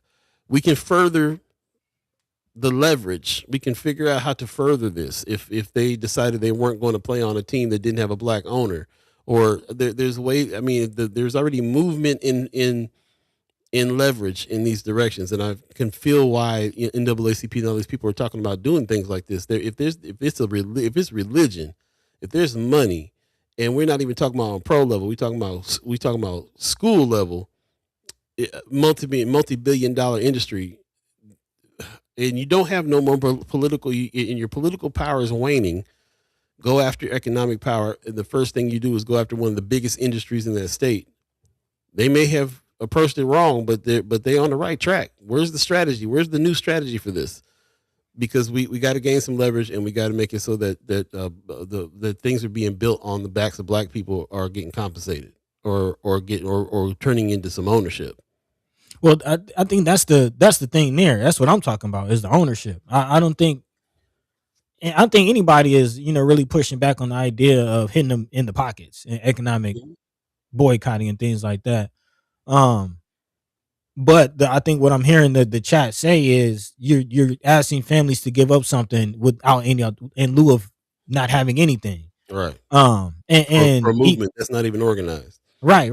And to your point, like even now in today's age where you have these young, brothers and sisters getting, multi-million-dollar deals and shoe deals and getting the look. Well, brothers, I don't know if the sisters are getting there yet, but I mean, kind of. Asia Wilson just had her shoe drop here. She's making moves. I know Flaugier Johnson, who was a star at LSU. She just got into the league. She was making millions of dollars as an NIL deal. So the industry and the game is changing, but there is still the strings attached to it. I don't know how familiar you are with Jaylen Brown. Just made the largest deal. He plays for Boston. But if you pay attention, he is also getting blackballed very quietly because of his stance. And check out his interview with Earn Your Leisure. And he breaks down some of the things and some of the strings attached. And the reality is, even though black athletes are making more money than they ever did, that's still at risk, and they will still get blackballed when they speak up. They're still on the plantation. True. Just because they're making all that money, once they start donating and making moves that will actually impact the livelihood of their people, they will become a problem. Look at Kyrie Irving. Yeah. Agreed. So, and again, that is a reality because we don't own the infrastructure. That is the missing piece. Yeah. We don't own the infrastructure. We don't big shout out to what Ice Cube is doing with Big 3. And of course the NBA tried there's some hate there, there's some shade there, there's some lack of support there because they definitely see him as competition. But think about how some retired athletes are being treated, especially those who aren't the top. Everybody ain't Jordan, everybody ain't Magic. So again, ownership. We have to build our own systems parallel. We have to build our own leagues. We got to get back to that. We got to. We'll continue this. This is definitely an important conversation, especially after we just had Thomas Warren, who is the chief of staff to the mayor, talk about the $68 million he tallied up. 65, I think. 65 coming to North Omaha in sports facilities alone. This is going to be a huge deal. I appreciate everybody who's in the comments talking about this. Mama God is kind of summing things up for me, saying we are going to have to select what we give up because they're making the decisions for us. Yep. Just how we always go back to the bus boycott, because to me that's one of the last times that they had a really effective boycott, which means that they had to sacrifice, walk, ride. They had to do everything but ride the bus in order to make that sacrifice, and that was after the march. So again, we're looking at show them what's up, but also come back and figure out what to do next after that. Appreciate that. Appreciate Heather Williams in the chat. It's definitely a lot, especially when you come from nothing. Giving up your way out would be hard for sure, especially for a movement that's not organized. Black Man. Dynamite saying, "Man, I know our people don't know too much about it, but but I know back in 2012, families were paying upwards of 10K yearly to play the equivalent of top tier AAU hockey. That's interesting." Man. Yeah, Tony Johnson said, "Do you hear about the countless stories of how many, how when they make it, their families and communities feel somewhat entitled to some of their earnings?" Yeah, it Yeah. always happens. But we've heard a lot of stories of people come back with those millions, and they're building up their families and their neighborhoods and stuff again as well. So, there's a lot to it. And again, I don't think that they would just be, I think that it's a leverage move. Something happened where they felt like, oh, these black athletes are important to our franchise here. We better be giving $250 million. Like that wasn't always the case. I can't when I I can't. In my era of just being alive, it was not the case where people making that kind of money, especially young black kids. So you're right. There's always hoops and there's always strings attached and all these things. It's interesting, but yeah, it's there. Senator Terrell McKinney said, for example, during the bus boycott, they provided rides. So what is the NAACP going to provide those families financially? There you go. Right. There you go. Marlon also is pushing back. He says, "I have to push back on the slave comment, buddy. I don't know any slaves that make money or live in nice places. Also, this is a choice for them to go pro. Slavery wasn't a choice." I mean, yeah, it's not exactly apples to apples, but at the same time, there's still elements. You're right. You're right. Yeah. Tony Johnson says, "What better place to do this than a city like Omaha, who's building sports complexes left and right? How engaged is black community in these economically beneficial efforts? Can we have some ownership here with these things?" Shout out to some of the people that are behind this, some of the people on these committees like Thomas Warren we just talked to. I'm thinking about a few folks that are behind some of these things that are coming and offering opportunities to black-owned industries and companies and individuals in order to be a part of these things as well. So we'll see. Wanda Lewis is saying, will they choose the winners or will they make the money, the popularity? Don't forget the gambling and gaming is real. Also, don't forget, there's not. We're talking about one small industry. There's not for the most part, it ain't black kids that come out of school aren't all making it in sports. We're thinking about how many people actually make the college team, and then how many people actually make a pro team after that. We're talking. We already are on the tip of. Get your education for other things in case you don't. It's always been a gamble to try to be a athlete star in the first place, and there's not a lot of them. So again, the leverage part that we're talking about here, we got a few of them out there making a bunch of millions of dollars. We got a whole lot more that are out there with the wishes and the dreams of these industries. But the bottom line is, if you got limited political power now, then your first thought is, well, we're going to hit them in the pocket some kind of way. And one of the first things you look at is the sports industrial complex in that state. Then you might have to try to figure out a way to hit them there some kind of way. I think for me, it kind of whittles down to this. We have to build our own. Like even boycotting the schools. Boycott for what? Like what are you even asking for? Right. And then, so what, they return our voting rights, they change the maps magically or what, like, and then we go back to the schools. We go right back to what we've been doing and end right back up in the same position 20, 30 years from now. Like, we have to build our own. We don't own the record labels. Therefore, the owners of these record labels get to give the checks to the people that are pushing the messages and the imagery in our community, and those are the people that get the checks. Or the athletes that speak out, they lose the shoe deals, so other athletes that get the check don't speak out because we don't own these systems.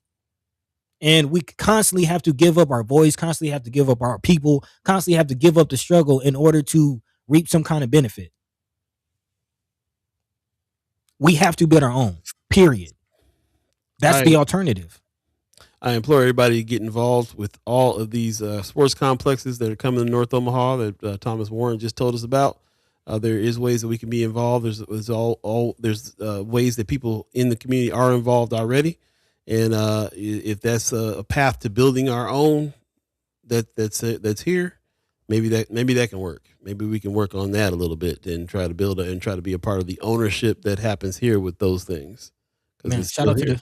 shout out to the BAA and a flag football league, and was you Oh, see what was it, Tom Brady trying to invest in flag football. There's something there. Maybe we need to build our own flag football leagues. hey, they already know. BAA already knows that we gonna have the first Sky Omahans Come on, man. team out there sponsored. Yeah, we can start there, but we can do bigger, especially when we got $65 million worth of sports facility investment coming to North Omaha. We'll get into it. We're going to get out of here now. We're already 5 minutes past our agreed upon time. We appreciate you guys letting us go past and stick with us and be here for the whole 2 hours as well. Those that did, really appreciate it. If you missed any parts of the interview with Brother Thomas Warren, who is chief of staff to the mayor, he was just here for the first time on our show. Great conversation. I can't wait to continue to talk to him. If you missed any parts of that, please go back and check it out on YouTube. Do us a favor, share the show, share the link. And check out past episodes as well. So appreciate everybody that's joined us today, and appreciate everybody who put comments in, respected the guest, had great questions, and continue the conversation. Thank you, buddy. You got some words for the people before we get out of here?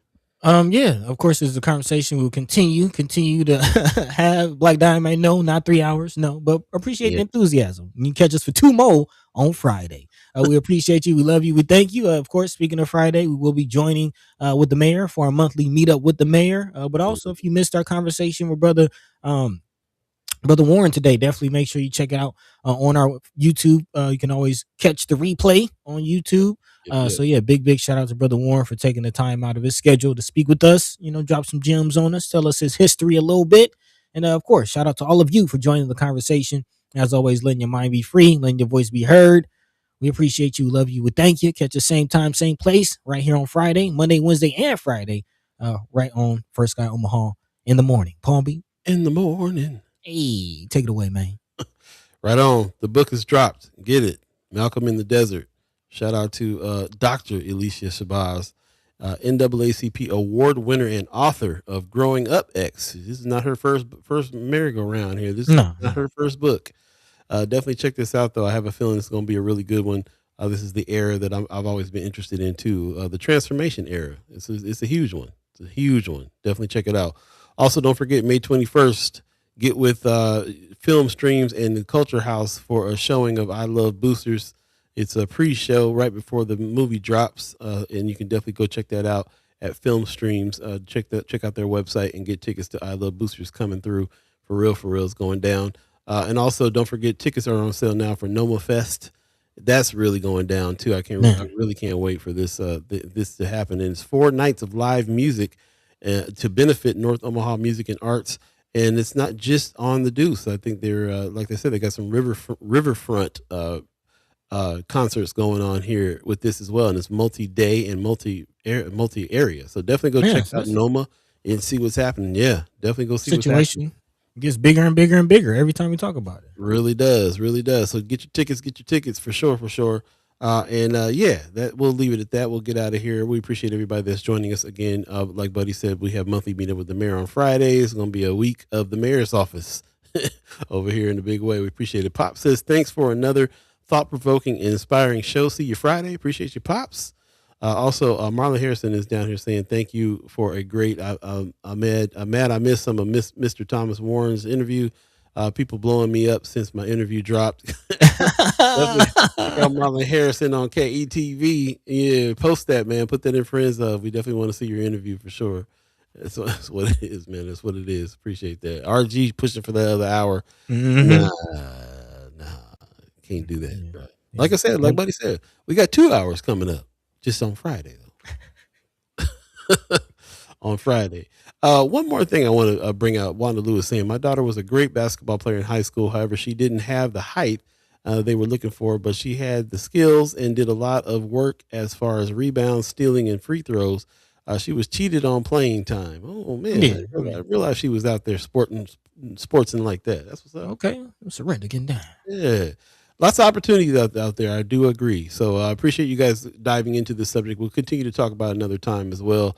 Because like I said, man, we've been knowing about all these hundreds of millions of dollars coming to North Omaha, things happening. Sports Complex, huge piece. Bro, Manny about town. Oh, no, Manny Fresh in the chat. Hey. He said, yeah, good morning. As y'all speak about sports and politics, I suggest the book Powernomics by Claude Anderson. Appreciate it. Okay. I think I heard about that book. Yeah. Thank you. We take all book suggestions. We love a book suggestion. You know us. We some reading rainbow dudes for real. Hey, Appreciate you, man. Good to hear from you, brother Manny Fresh. Good to hear from all of you. We'll see you on Friday. Take care of yourself. Shout out to the Umaha Tribe elders for allowing us to be on this land and speak while we're here. Shout out to our elders for allowing us to speak before you. And shout out to you, the Chat Chimers, allowing us to speak with you. We appreciate you. And we also appreciate all of the members of the channel as well. The $10 people, $25 people, $50 people. Thank you.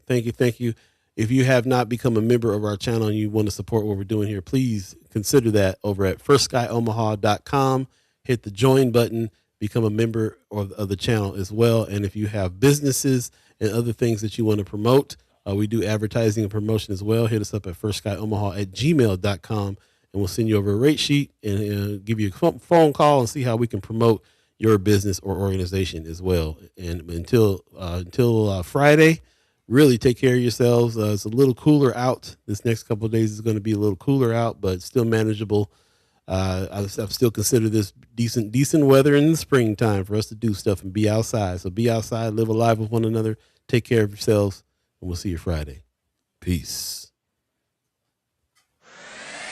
By the way, Vanglorious, this is protected by the red